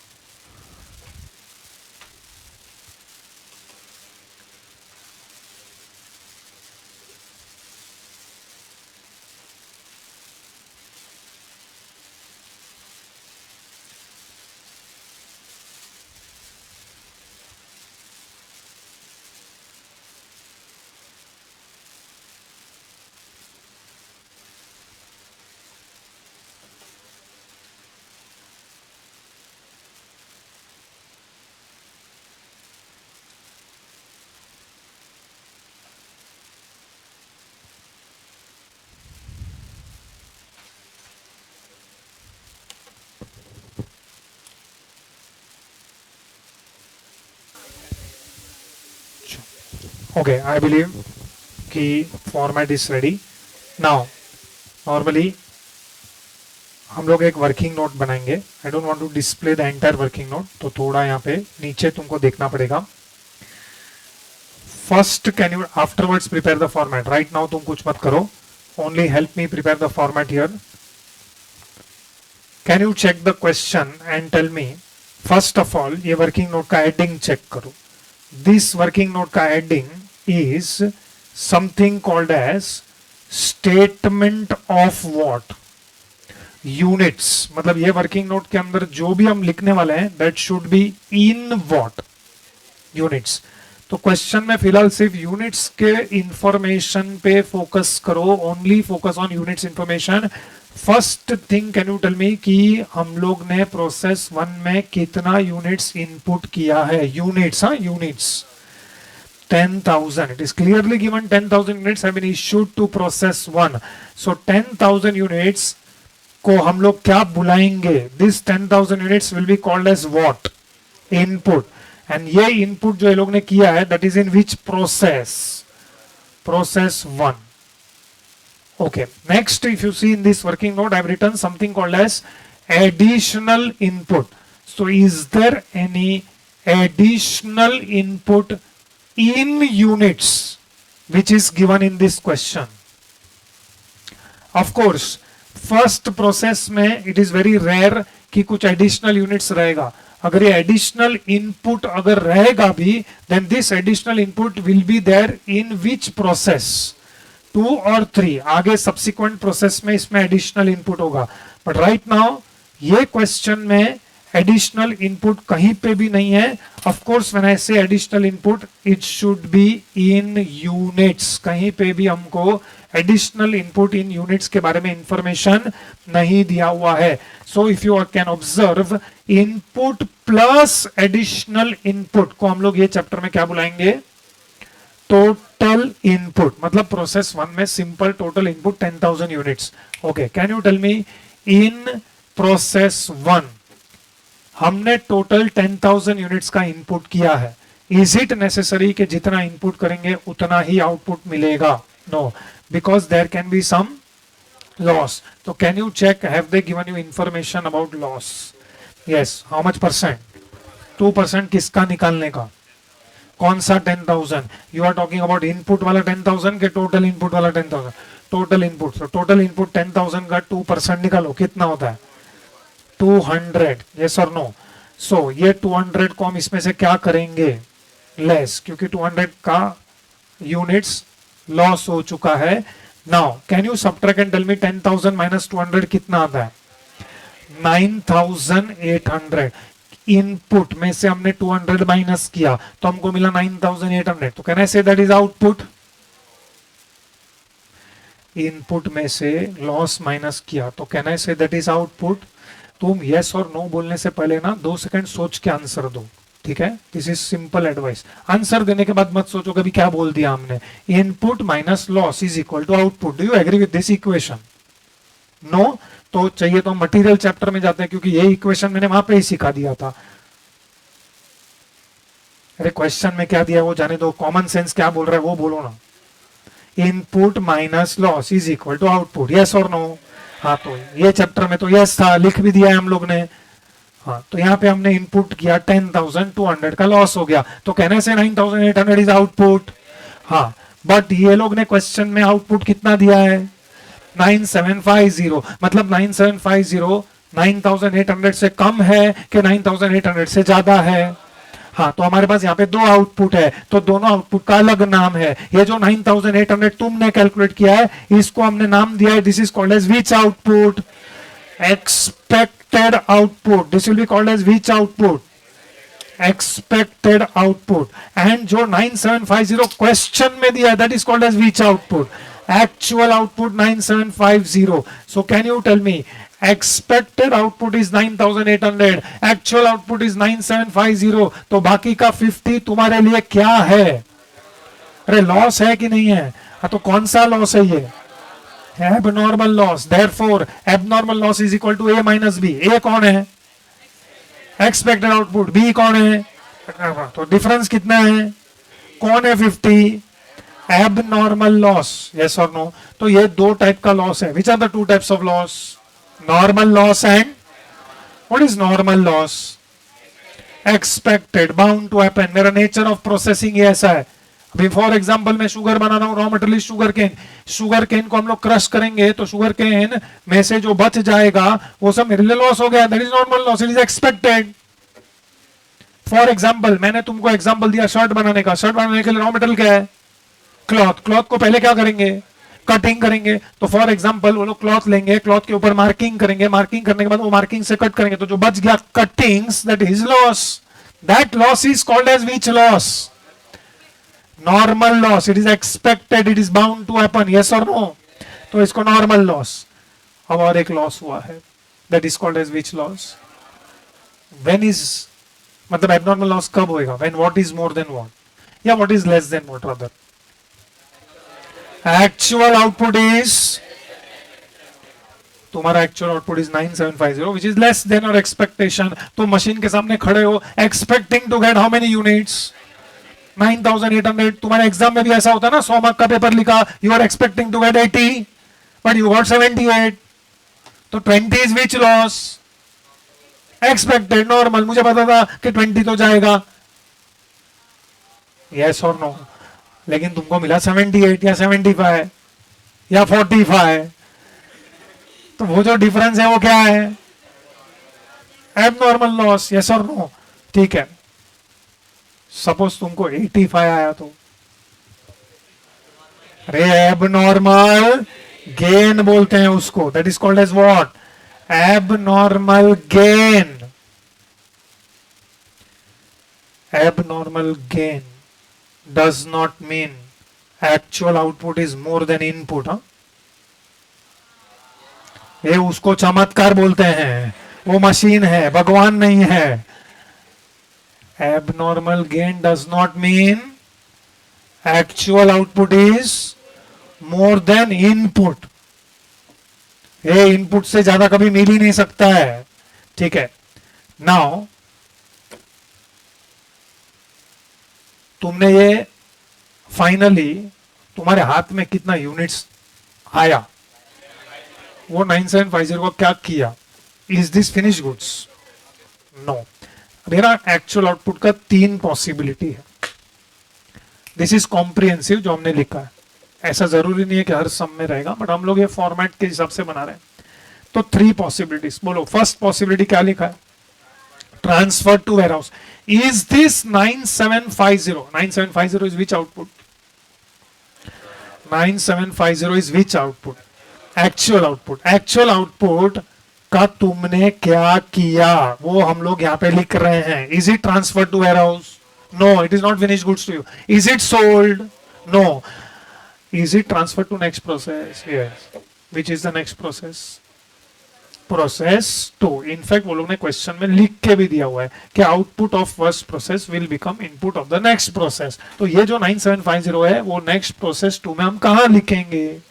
इनपुट में लिखेंगे. सो that is what I said. Input of process 2 will come from which process? Process 2 का इनपुट कहां से आएगा? प्रोसेस 1 से आएगा. प्रोसेस 1 वाले लोग इनपुट करेंगे या आउटपुट जो निकालेंगे वो प्रोसेस 2 में जाएगा. Is there any additional input in process 2? No. In units कोई इंफॉर्मेशन नहीं है हमारे पास. So 9750 minus 0 sorry plus 0 is how much? 9750. अब जैसे प्रोसेस 1 में नॉर्मल लॉस हुआ था वैसे ही प्रोसेस 2 में भी तो नॉर्मल लॉस हुआ है. तो normal loss percentage in process 2 is how much? Check. कितना परसेंट? हाँ तो कैलकुलेट. किसका 4% करोगे? देख कौन से 9750 का? टोटल इनपुट वाला, नॉट इनपुट. टोटल इनपुट का 4% कितना होता है? 390 एग्जैक्ट. 390 माइनस करो कितना आता है? 9360 is called as which output? Expected output. ये expected output है. I was expecting to get 9360 but how much is actual output? ये 9400 है. Actual output is more than expected output. तो difference is what? Abnormal gain. abnormal gain 40. When is abnormal gain? When which output is more than which output? तो abnormal loss कब होता है? Actual output, दोनों जगह actual output से ही compare करो. Actual output if it is less than expected output, it is what? Abnormal loss. अगर actual output is more than expected output, तो जो भी तुमको एक्सपेक्टेशन से ज्यादा मिल रहा है, that is your abnormal gain. तुमको 80 मार्क्स का एक्सपेक्टेशन था, तुमको 85 आया, तो समझ लो कृपा है भगवान की तुम्हारे पे, तुमको 5 मार्क्स एक्स्ट्रा मिला, abnormal gain.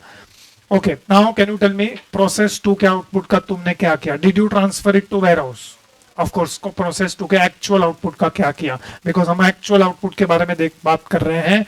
Neither it is transfer to warehouse nor it is sold. तो क्या किया उसका?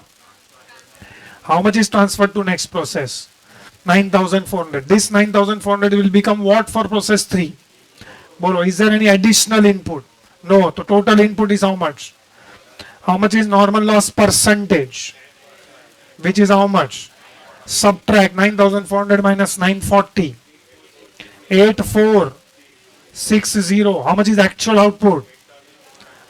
8400. In process 3 it is what? कितना? Why there is abnormal loss? Actual output is less than expected output. अब बताओ कि final process 3 का output, actual output का ये लोग ने क्या किया? No, it is not sold. It is given in the question. Output of third process is transferred to finished stock. ऐसा खुद का उठा के बेच नहीं देने का उसको. अच्छा, बेचोगे तो सेलिंग प्राइस दिया है क्या तुमको? नहीं. तो ऐसा खुद से उठा के बेच नहीं सकते हो तुम लोग. कितना आएगा? It is transfer to what? Warehouse. मतलब ट्रांसफर टू फिनिश स्टॉक कितना होता है? 8400. Of course nothing is sold and यहाँ पे भी डैश. ये हो गया हमारा working note number 1. Working note number 1 को ये लोग क्या बुलाते हैं? Statement of units. अभी बैठो मत, कॉपी करो. Copy fast. हाँ,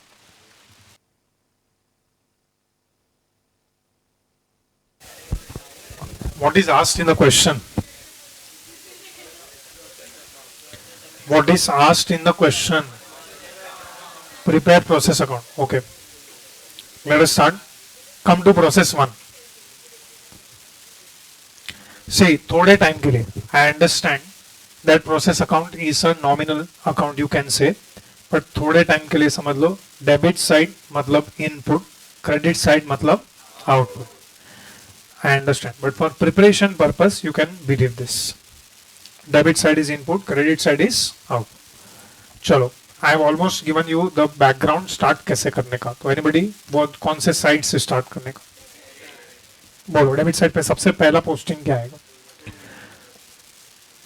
You can write 2 units introduced or you can also write 2 materials issued. Okay, मेरे को एक डाउट है. ये लिखा है materials issued. Don't you think यहाँ पे आना चाहिए materials consumed? ये क्या बोल रहा है? तू क्या जवाब दे रहा है? मैंने यहाँ पे लिखा, देखो नेक्स्ट क्वेश्चन दिख रहा है तुमको? क्या वर्ड यूज किया है लोग ने? कंज्यूम्ड. यहाँ पे क्या लिखा है? Materials issued. कुछ भी, मटेरियल्स इश्यूड. तो प्रोसेस 1 ने ये 40,000 का मटेरियल इशू किया.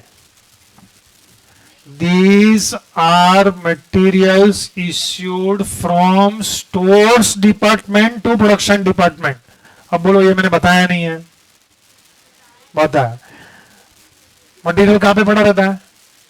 Stores department. ये प्रोसेस 1 कौन सा डिपार्टमेंट है?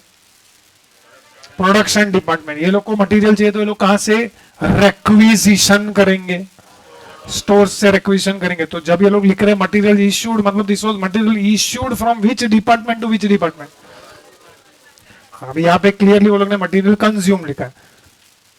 डजंट मैटर, हम फिर भी उसको डेबिट में लिखेंगे. Right down. 2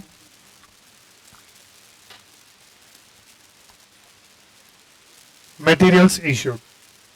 तुम्हारा एक लाइन में शायद खत्म हो जाएगा. I will try to fit it. Okay, can you tell me quantity में कुछ आएगा क्या? How many units? What is the amount? 40,000. चलो next. Which is the next cost? Labour, वो लोग ने डायरेक्ट वर्ड नहीं लिखा है, to labour, but certainly it is direct labour, because अगर वो इनडायरेक्ट रहेगा तो मैन्युफैक्चरिंग ओवरहेड्स में आएगा। 6,000, 6,000 किस में लिखने का? अमाउंट ऑफ कोर्स, यूनिट्स में कुछ नहीं आएगा। Next, to manufacturing overheads, very similar to your manufacturing account.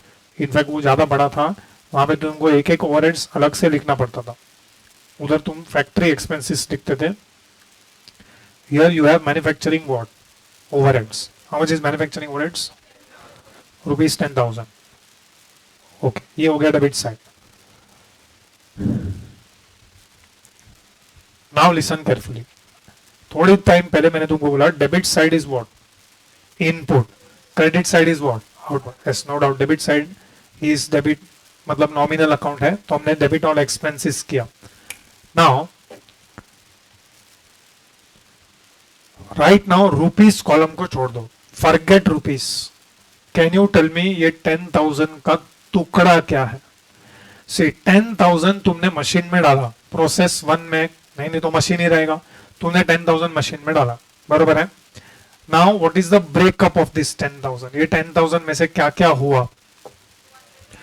200 is which loss? Normal loss, बरोबर है। बाकी 50 इज एबनॉर्मल लॉस। ओके, सो कितना बचता है? हाँ, तो 9750 क्या है? Output of which process? which will be transferred to which process? Process 2. Do you agree with this? Okay, so वही तीन चीज I will show on credits. Right now you write, I will prove everything. यहाँ पे क्या लिखने का है? By which loss? Normal loss. कितना यूनिट्स है? 200। एक लाइन छोड़ के, कंपल्सरी एक लाइन छोड़ के, बाय प्रोसेस 2 कितना यूनिट्स है? 9750। अगेन एक लाइन छोड़, कंपल्सरी एक एक लाइन छोड़ना है। This are not for presentation. Okay, for me it is going in 2 lines, you may fit in 1 line. By abnormal loss 50। Now one by one I will prove each placing. Number 1, do you remember manufacturing account credit side पे you used to write by sale of scrap? हाँ, तो वो by normal loss हो गया। By process 2, ये तो मैंने theory में ही समझा दिया कि output of process 1 will be transferred to process 2। By abnormal loss, now what is the example of this? हो सकता है तुमने अकाउंट्स में किया रहेगा, by goods lost by fire. Goods lost by fire, your favourite example. कुछ भी हो गया, एबनॉर्मल लॉस में आग लग गया, तो ऐसा स्पेशल आग है जो सिर्फ 50 यूनिट को ही लगा है। या loss by theft, that is second best example that you can at the most give of abnormal loss. Both examples are utter nonsense in this chapter, I will prove it, that is second time. Anyways, तुमने क्या लिखा है? Abnormal loss. तो goods lost by fire, थोड़ी देर के लिए चलो मान के चलते हैं ये गुड लॉस्ट बाय फायर है, तो गुड्स लॉस्ट बाय फायर का one treatment is either you subtract it from purchase, but purchase में से सबट्रैक्ट नहीं करना है, तो उसको किधर बता दो? क्रेडिट साइड पे। तो वही लिखा है हम लोग ने, by abnormal loss. Yes sir, okay. Now can you tell me at this stage हमारा कौन सा कॉलम टैली हो गया? यूनिट्स का कॉलम टैली हो गया।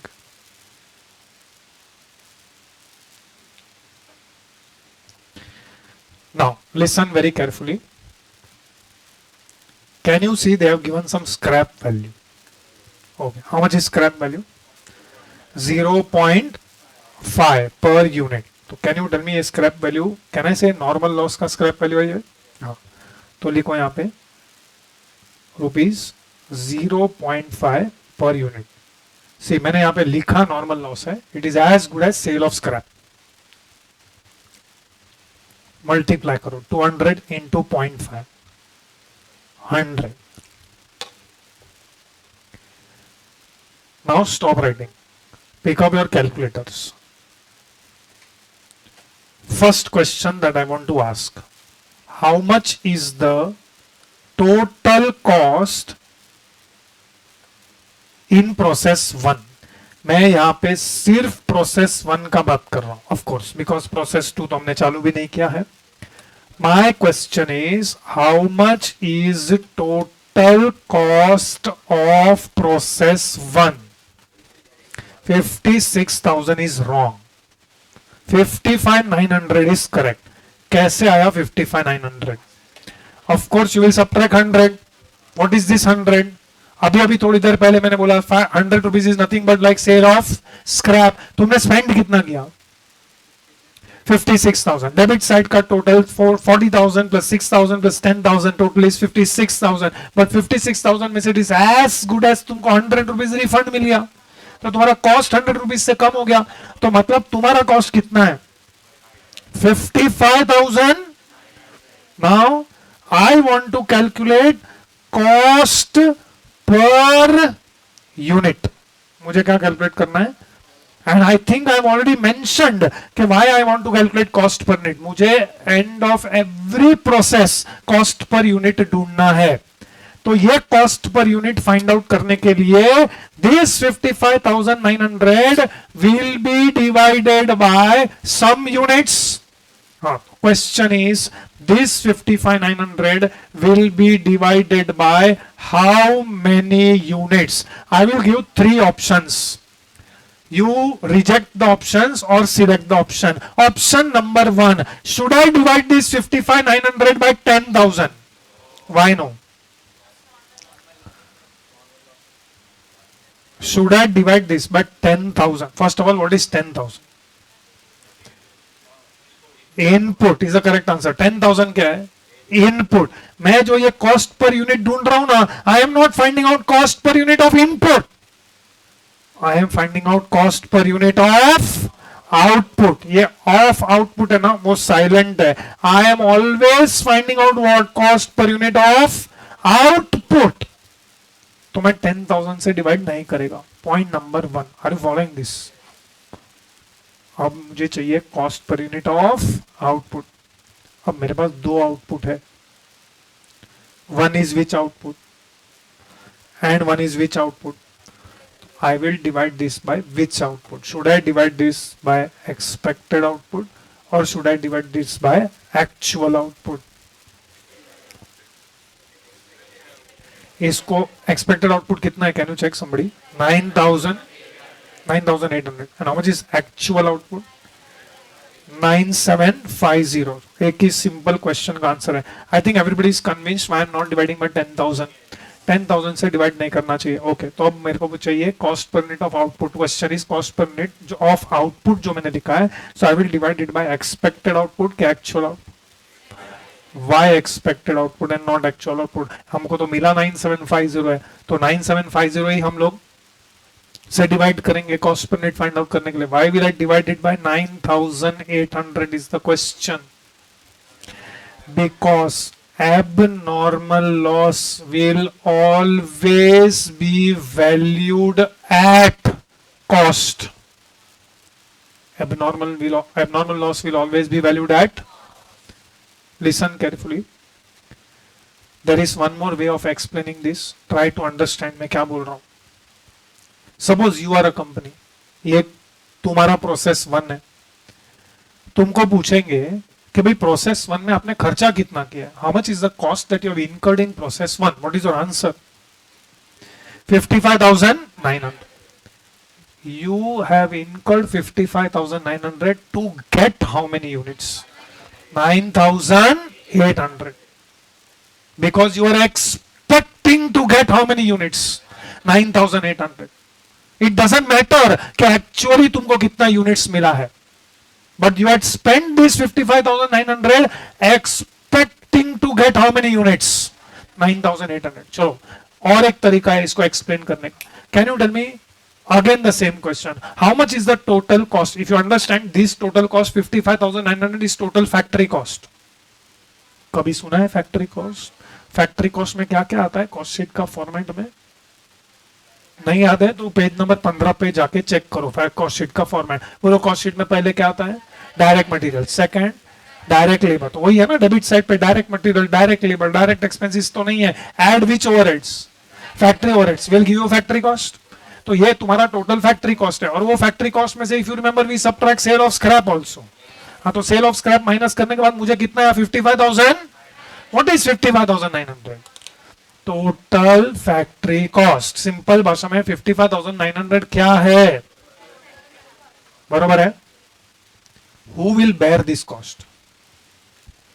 ये कॉस्ट कौन बेयर करेगा? ये कॉस्ट का बर्डन कौन सा कैटेगरी कभी नहीं उठाएगा? Normal loss. ये कॉस्ट का बर्डन कौन नहीं उठाएगा? Normal loss is always valued at scrap value per unit. और नॉर्मल लॉस तो पहले ही हाथ ऊपर कर देगा, भाई मेरे लिए तो तूने ये कभी खर्चा किया ही नहीं है। Were you expecting that 200 in good condition? Never. मतलब तुमने वो 200 यूनिट पाने के लिए कभी खर्चा ही नहीं किया था। तुमने जो खर्चा किया था वो कितना यूनिट्स पाने के लिए किया था। थोड़ी देर के लिए मान लो एबनॉर्मल लॉस नहीं होता, एक्चुअल आउटपुट एग्जैक्टली 9,000, तो वो 50 units would have been good units, it would have been transferred to process 2। मतलब वो 55,900 is cost that is spent for which units या विच आउटपुट? अरे विच आउटपुट? Expected output. मतलब simple language में ये 55,900 का बर्डन, ये कॉस्ट है, ये कॉस्ट का बर्डन कौन उठाएगा? दो कैटेगरी उठाएंगे। कौन से दो कैटेगरी उठाएंगे? एक तो वो 9750 एंड दूसरा एबनॉर्मल लॉस 50 यूनिट्स। ये दोनों उसका बर्डन उठाएंगे। यस और no? Now comes the important part. इसके लिए मैंने तुमको बोला कि 3 रीजन है why I would like to find out cost per unit at the end of each process, because I would like to value abnormal loss at the end of process 1। Why? तो next question ये आता है, what is the reason for abnormal loss? अच्छा, by the way, what is the reason for normal loss? Normal loss का reasons क्या है? What is the reasons for normal loss? I understand normal loss is expected, bound to happen, पता है होने वाला है, लेकिन उसका कोई तो रीजन होगा ना। हाँ, क्या होने वाला है कि नॉर्मल लॉस होगा? प्रोसेस करेंगे। प्रोसेस करेंगे तो क्या होगा? अरे प्रोसेस करेंगे तो तुम कटिंग करोगे, क्रशिंग करोगे, कुछ तो प्रोसेस परफॉर्म करोगे। वो प्रोसेस परफॉर्म करोगे, उसके अंदर कुछ तो यूनिट्स लॉस हो जाएगा। द नेचर ऑफ प्रोसेसिंग ही ऐसा है। Okay, so that is normal loss. What is abnormal loss का रीजन? Please don't give me loss by fire ने loss by theft, that is nonsense reasons. अरे रीजन पूछ रहा हूं, एग्जांपल चाहिए मेरे को।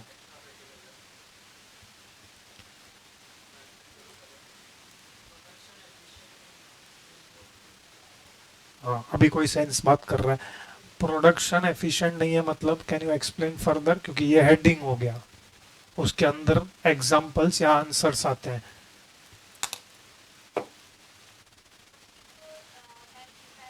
एग्जैक्टली, दैट इज सब स्टैंडर्ड क्वालिटी ऑफ मशीन। मैं जब मशीन खरीद रहा हूं, मैं जब मशीन में से यूनिट्स प्रोड्यूस कर, देखो मेरे को मालूम है, see I don't know whether you observed, normal loss is given as a percentage. कितना परसेंट है फर्स्ट प्रोसेस में? 2%। मतलब it is my expectation. What is my expectation? Loss will be 2%, but actually it is 2.5%, और rather not 2.5, 250 अगर करेंगे, हाँ 2.5% मेरा loss हो गया। Actually speaking, normal loss and abnormal loss में एक ही फर्क है, it is expectation difference. It is what difference? तुमने 100 मार्क्स का पेपर लिखा, यू एक्सपेक्टेड 80, मतलब 80 इज एक्सपेक्टेड आउटपुट, तुमको मिला 75। डज दैट मीन वो 5 मार्क पे तू पानी डाल के आया, इसके वजह से तुमको 5 मार्क नहीं मिला? नहीं। Normal loss and abnormal loss में फर्क क्या है? Expectation difference. फर्स्ट इन्होंने एग्जांपल दिया सब standard quality of machine. In fact मैं फर्स्ट से चालू करता हूं, इट इज सब स्टैंडर्ड क्वालिटी ऑफ मटेरियल। तुम जो मटेरियल खरीद के आए हो, सी मुझे पता है मेरा नेचर ऑफ प्रोसेसिंग ऐसा है कि 4% ही लॉस हुआ है, 2% रादर 2% लॉस होगा। तो 200 यूनिट अगर लॉस होगा तो यू विल बिहेव नॉर्मल के you will behave abnormal? Normal. ठीक है, चलो ये तो मेरे को पता था, लेकिन बाकी का 50 यूनिट जो एबनॉर्मल निकल रहा है, you will now behave abnormal. ये तो ज्यादा लॉस हो गया, तो उसका रीजन फाइंड आउट नहीं करोगे? दैट इज वाई तो हम एबनॉर्मल लॉस को वैल्यू कर रहे हैं। दैट एवरी स्टेज पे एज मैनेजमेंट, अच्छा ये एबनॉर्मल है, डज इट मीन कि नेक्स्ट टाइम भी होगा? Is it going to happen every time? No. Will you not take corrective action at this stage? कब ले पाओगे तुम करेक्टिव एक्शन? अरे जब पता चलेगा कि एबनॉर्मल लॉस है. अभी एबनॉर्मल लॉस को वैल्यू करेंगे. एबनॉर्मल लॉस 55,900 जो कॉस्ट है, इसका बर्डन कौन कभी नहीं उठाएगा? नॉर्मल लॉस बोलेगा मेरे को तो ये कॉस्ट का एक भी रुपया मेरे सर पे मत डालो, मैं तो नॉर्मल लॉस हूं, पहले हाथ छोड़ के भाग जाएगा. बाकी का जो बर्डन है that will B Baird by which two categories? those units which are transferred to process 2 and एक ही क्वेश्चन का आंसर लास्ट में मुझे चाहिए. Did you spend for that 50 units? Yes. Yes or no? You spend. So abnormal loss का reasons: 1, substandard quality of material. Second, substandard quality of labor. Labour का training बराबर नहीं है. अगर लेबर ट्रेंड होता तो लॉस ज्यादा नहीं होता. And substandard quality of machines. तो एटलीस्ट तुमको ये स्टेज पे पता तो चलेगा कि भाई मेरा ये एबनॉर्मल लॉस है. So now we will make one formula. Finally can you tell me इसको कितने से डिवाइड करने का? 9,800. That is always which output. Not only in this process, this is formula applicable for the entire chapter. What is the formula? तो formula बनाते हैं. What is this 55,900 called as? This 55,900 is called as cost of which output? Okay, can you give denominator? Upon which output? Expected output. This is the formula for cost per unit that we will follow in this chapter. It is cost of expected output upon expected output. Anybody, can you tell me what is the cost of expected output? कैसे calculate करने का? Total cost, मतलब debit side total करेंगे, उसमें से हम क्या minus करेंगे? Scrap value of which loss? Scrap value of normal loss. तो एक्सपेक्टेड आउटपुट कैसे कैलकुलेट करेंगे? इनपुट माइनस, अगर तुमने नॉर्मल लॉस डिनोमिनेटर से माइनस किया है तो न्यूमरेटर में से उसका स्क्रैप वैल्यू भी माइनस करोगे. Okay, so this is our formula that we will follow in this particular chapter for calculating cost per unit, and cost per unit should be calculated at the end of every process. तो उसका third and final reason मैंने तुमको दे दिया है. There are 3 reasons why I would like to know cost per unit at the end of each process. Number 1, कि मुझे पता चलेगा कि मैं कितना कॉस्ट पर यूनिट कर रहा हूं, और अगर मेरे को उसी प्रोसेस के एंड पे वो आउटपुट को बेचना है तो मैं उसी कॉस्ट में थोड़ा प्रॉफिट ऐड करके बेच दूंगा. Second, that first reason frankly is not that more important for me. Second reason and third reason are very important. Third तो work in progress है. work in progress का discussion 2 लेक्चर के बाद आएगा, because there will be questions, क्योंकि ये question में work in progress नहीं है. Can you see? तो question number 1, question number 2 and question number 3, ये 3 क्वेश्चन में work in progress नहीं होगा. work in progress will come from question number 4. So with work in progress we are not discussing right now. This is without work in progress. Secondly, I would like to calculate cost per unit because I would like to value what? My abnormal loss at each stage, and not only abnormal loss, I would also like to value my abnormal gain. जैसे abnormal loss is valued at cost per unit, abnormal gain will also be valued at cost per unit. तुम्हारा cost per unit का formula cannot change depending upon whether it is abnormal loss or abnormal gain. तुमने सुना मैंने क्या बोला? Your cost per unit का formula will not change. मतलब तुम abnormal loss देख के बोलोगे नहीं इसको मैं expected output से डिवाइड करूंगा, लेकिन अगर abnormal gain है तो नहीं मैं इससे डिवाइड करूंगा. No, what is the formula? Cost of expected output upon expected output. और ये फॉर्मूला को मैं अगर एक्सप्लेन करूं तो इट इज वेरी सिंपल. ये 55,900 अगर तुमको दिख रहा है, 55,900 कैसे आया? 55,900 के लिए स्टेप नंबर 1, पहले तुम लोग डेबिट साइड का टोटल करोगे. What is the total of debit side in this process? 56. उसमें से तुमने क्या किया? 100 माइनस किया तो कितना मिलता है? 55,900. ये कॉस्ट का बर्डन कौन उठाएगा? ये कॉस्ट का बर्डन कौन सा कैटेगरी कभी नहीं उठाएगा? Normal loss. Normal loss will never bear the cost. Who will bear the cost? Therefore एक ये बेयर करेगा, एक ये बेयर करेगा, और फ्यूचर में वर्क इन प्रोग्रेस रहेगा तो वो बेयर करेगा. Are you getting this? Anyways right now we don't have work in progress. Go to working note number 2. Working note number 2 का साइज इतना ही चाहिए हमको.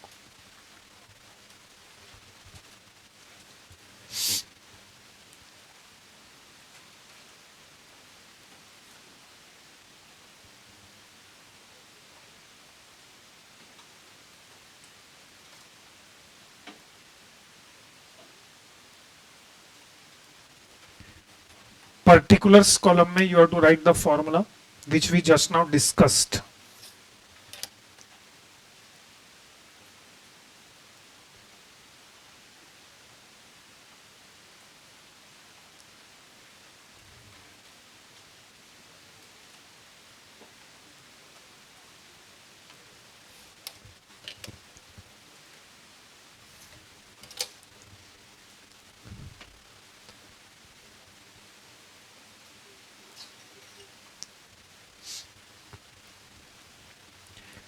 Working note number 2 cost per unit. Of course अगर question में सब information KGs में ना तो जहां जहां पे यूनिट्स लिखा वहां सब पे क्या लिखना पड़ेगा? केजीज केजीज सब लिखना पड़ेगा. Cost of expected output divided by expected output. This is the formula that we have derived. इसका logic I have given you कि ये कॉस्ट दो कैटेगरी बेयर करेगा. अगर मैथमेटिकली आंसर चाहिए तो यही कॉस्ट 55,900 को तुम ये रेशियो में डिवाइड करोगे ना तो भी तुमको आंसर आएगा. बट वो हम कभी नहीं करते. We don't divide it in this ratio. We will always calculate cost per unit. चलो डिवाइड करो. 55,900 divide by 9,800. Is it coming in decimals? We want up to 6 decimal points. 5.704081 per unit. You must be having space. You can extend. 5.704081 per unit. Never round off. Keep it up to 6 decimal points.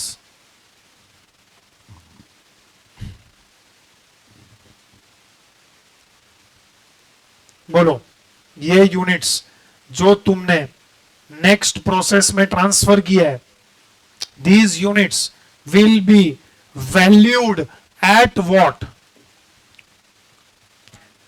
ये बड़ा बड़ा statement है ना, मैं दो बार नहीं बोल सकता हूं तो एक ही बार में सुनो. ये 9750 जो तुमने नेक्स्ट प्रोसेस में ट्रांसफर किया है will be valued at what? Cost per unit. तो how much is cost per unit? ये ना कॉस्टिंग सब्जेक्ट में सबसे important is cost per unit.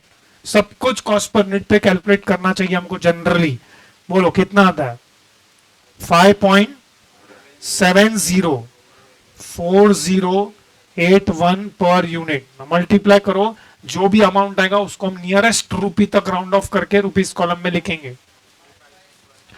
55615 and multiply 50.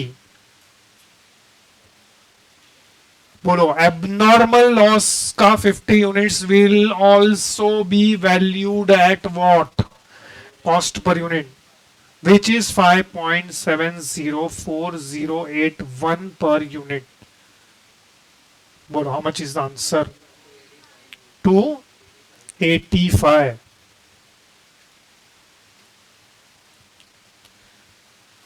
Total amount column both the sides. 56,000 पे amount column tally हो रहा है. हमेशा अमाउंट कॉलम टैली होगा. Can you tell me why amount column is tallying? Amount column tally क्यों हो रहा है? Why it is telling? Because वो 55,900 है ना, वो 55,900 का कॉस्ट तुमने क्या किया है?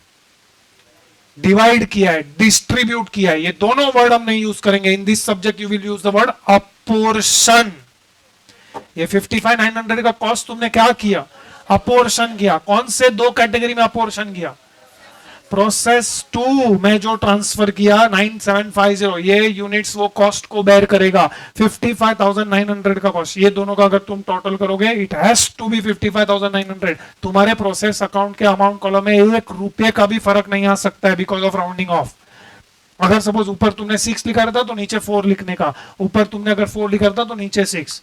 But if you are rounding off you should see to it that amount column should tally, क्योंकि वो 1 रुपया ट्रांसफर करने के बाद में अलग से हमारे पास एबनॉर्मल लॉस अकाउंट नहीं है कुछ। So why this is telling every process account, first question से लेके लास्ट क्वेश्चन तक, एक ही लास्ट क्वेश्चन है जिसमें नहीं होगा, लेकिन बाकी सब क्वेश्चन में प्रोसेस अकाउंट का amount column should and will tally. Because तुम कर क्या रहे हो, डेबिट साइड पे जो खर्चा है, ऑफ कोर्स -100 स्क्रैप वैल्यू, जो खर्चा है वो तुम क्या कर रहे हो, apportion. This is the word that is used in this subject. We are apportioning the cost between which categories, जो units which are transfer to process 2 and abnormal loss. मैंने लास्ट टाइम भी बताया था, again I am repeating, if you remember theoretically, चलो मान के चलते हैं this is loss by fire theoretically, तो इंश्योरेंस कंपनी के पास जाके क्या क्लेम करोगे, मेरा 50 यूनिट मुझे दे दो, तो क्या क्लेम करोगे, कॉस्ट अमाउंट क्लेम करोगे, तो वही तो अमाउंट फाइंड आउट किया हमने 285।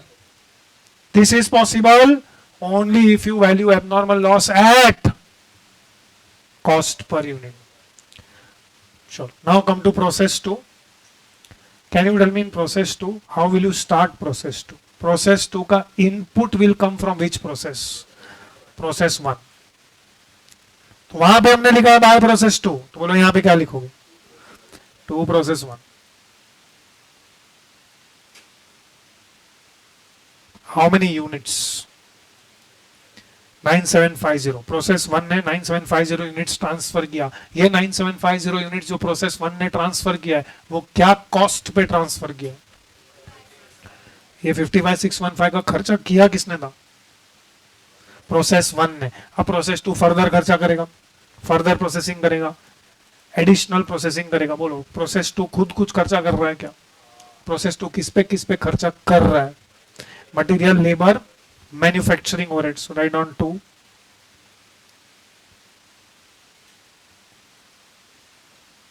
Material issued.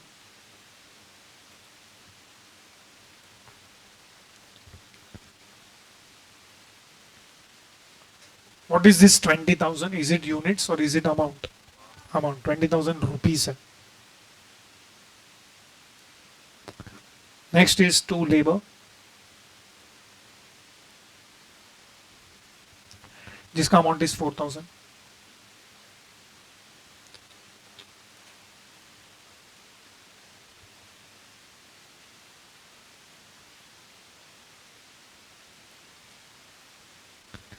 To manufacturing overheads,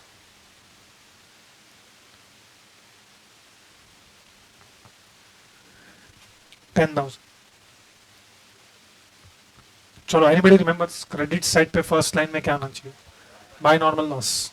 अब ये ना सब क्वांटिटी तुमको वर्किंग नोट नंबर 1 से मिलेगा, all quantities you will get from working note number 1।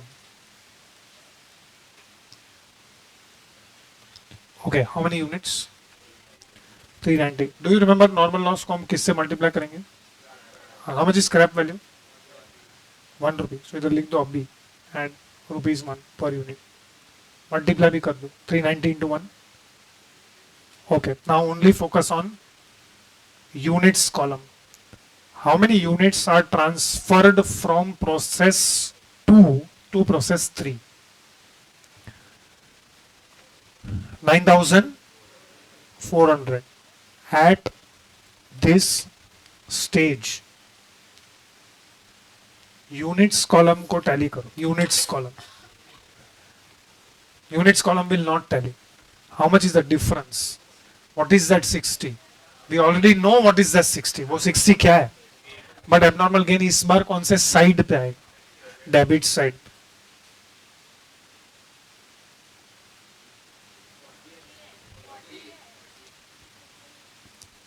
Abnormal gain कितना है, ओके 40 लिखो, it is 40। Yes, you can find out from working note number 1।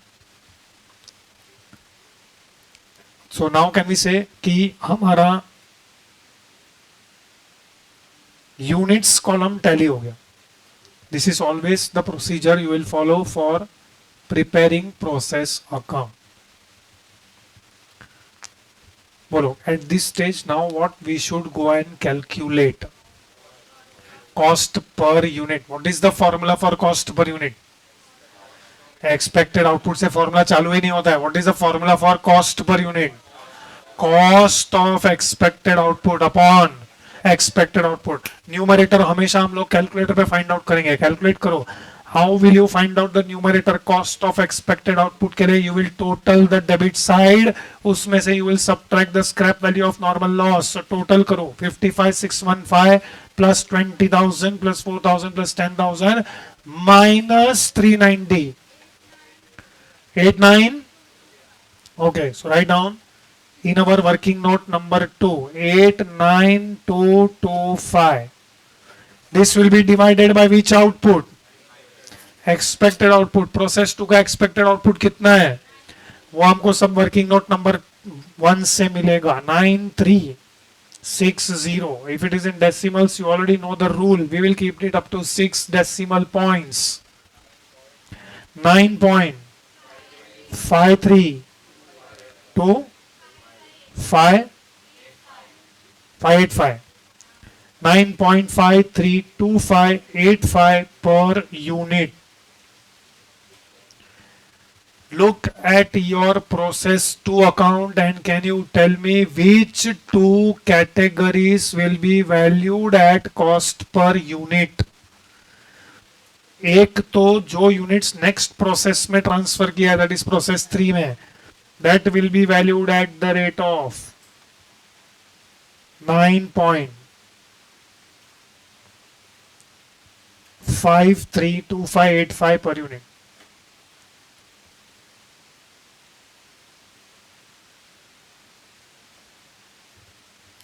Okay, quickly multiply 9,400 into 9.532585.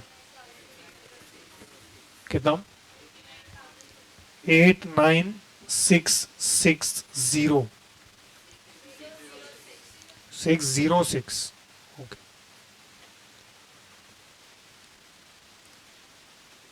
Abnormal gain also will be valued at 9.532585 per unit. 40 into 9.532585 करो 381 rupees column should tally how much 89,996.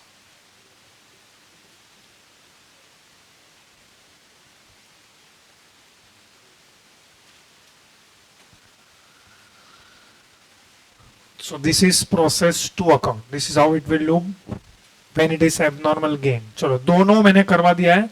One is abnormal loss, second one is abnormal gain. In either case वो कैसा दिखेगा you can see. Now the last process, that is process 3. बोलो process 3 start कैसे होगा? Which side? What will you write debit side पे? To process 2. Okay, how many units got transferred? 9,400. At what cost?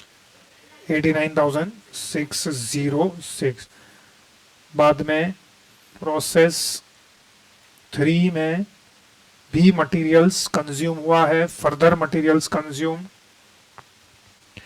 that is 10,000. Then to labor 1,000.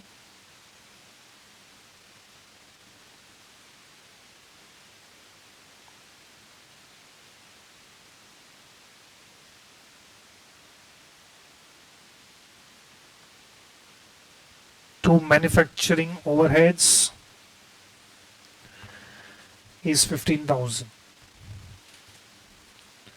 बोलो credit side first line में क्या आना चाहिए? Normal loss.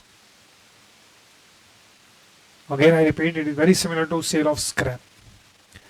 Normal loss का quantity you will get it from working note number 1, that is 940. 940 will be multiplied by what? 1.5 per unit. 940 into 1.5.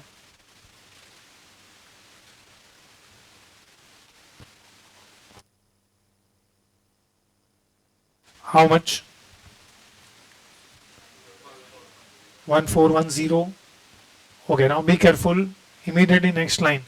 बोलो यहाँ पे क्या लिखने का? We don't have any process for. तो यहाँ पे जो हम लोग ने yes output है will be transferred to what? By finished stock. बोलो how many units? No, 8400. भाई एक्सपेक्टेड आउटपुट थोड़ी ट्रांसफर करेगा, उतना है ही नहीं तेरे पास. एंड एक लाइन छोड़ के बोलो ये प्रोसेस में यू हैव एबनॉर्मल लॉस के abnormal gain. Abnormal loss will come on which side? Credit side. By abnormal loss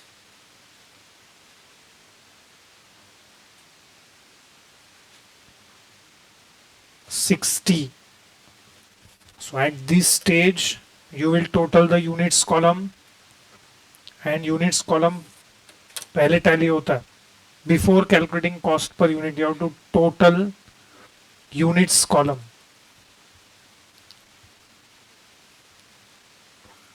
So very similarly now for the third time we are calculating cost per unit. Once again tell what is the formula for cost per unit? Cost of expected output divided by expected output. Cost of expected output कैसे ढूंढने का? Debit side को total करेंगे.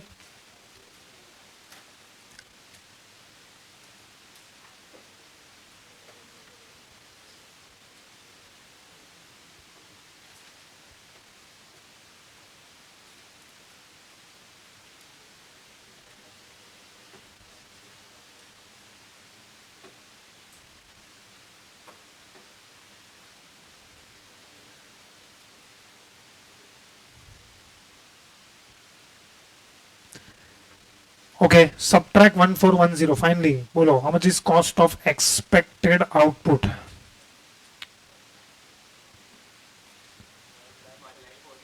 $1,14,196 upon expected output 84.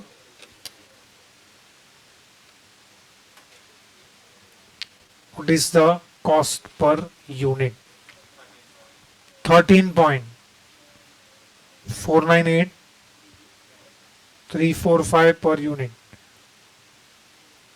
Again मेरा जो finished stock है and abnormal loss है, ये दोनों इस पे ही वैल्यू होगा. 13.498345 per unit.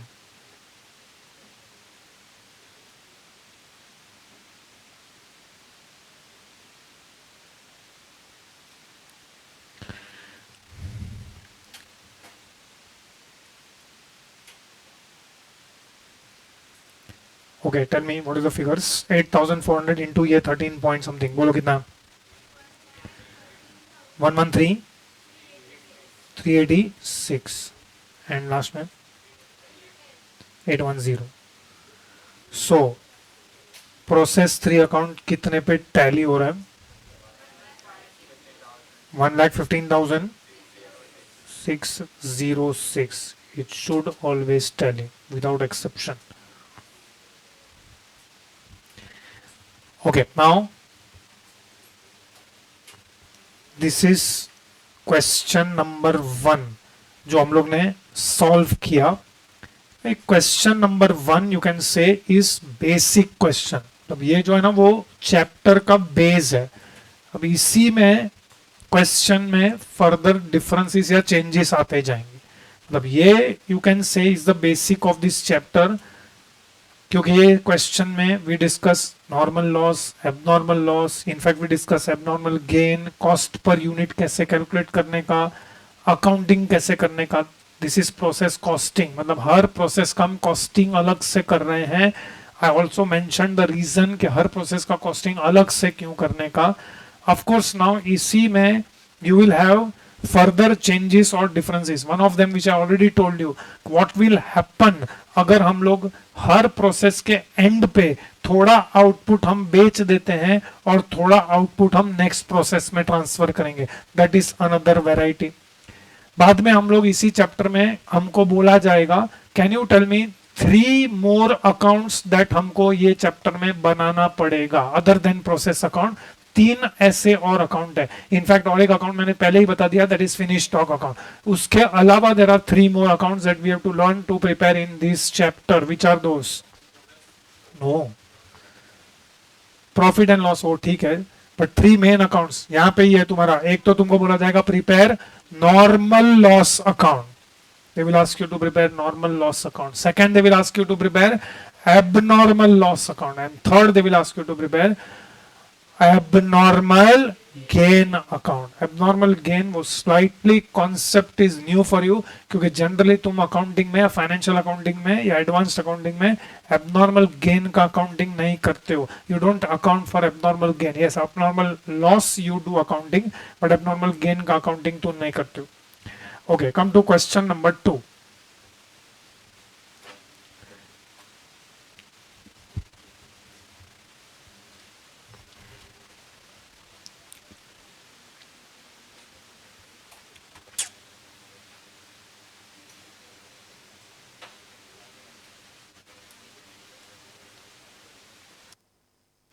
Okay, we will do one thing. We will solve question 3 first. Question 3 हम लोग पहले करते हैं. ये ऐसा टाइप ऑफ क्वेश्चन है ना, इंस्टीट्यूट बहुत रिपीटेडली पूछता है नाम नंबर चेंज करके. So we will take question number 3.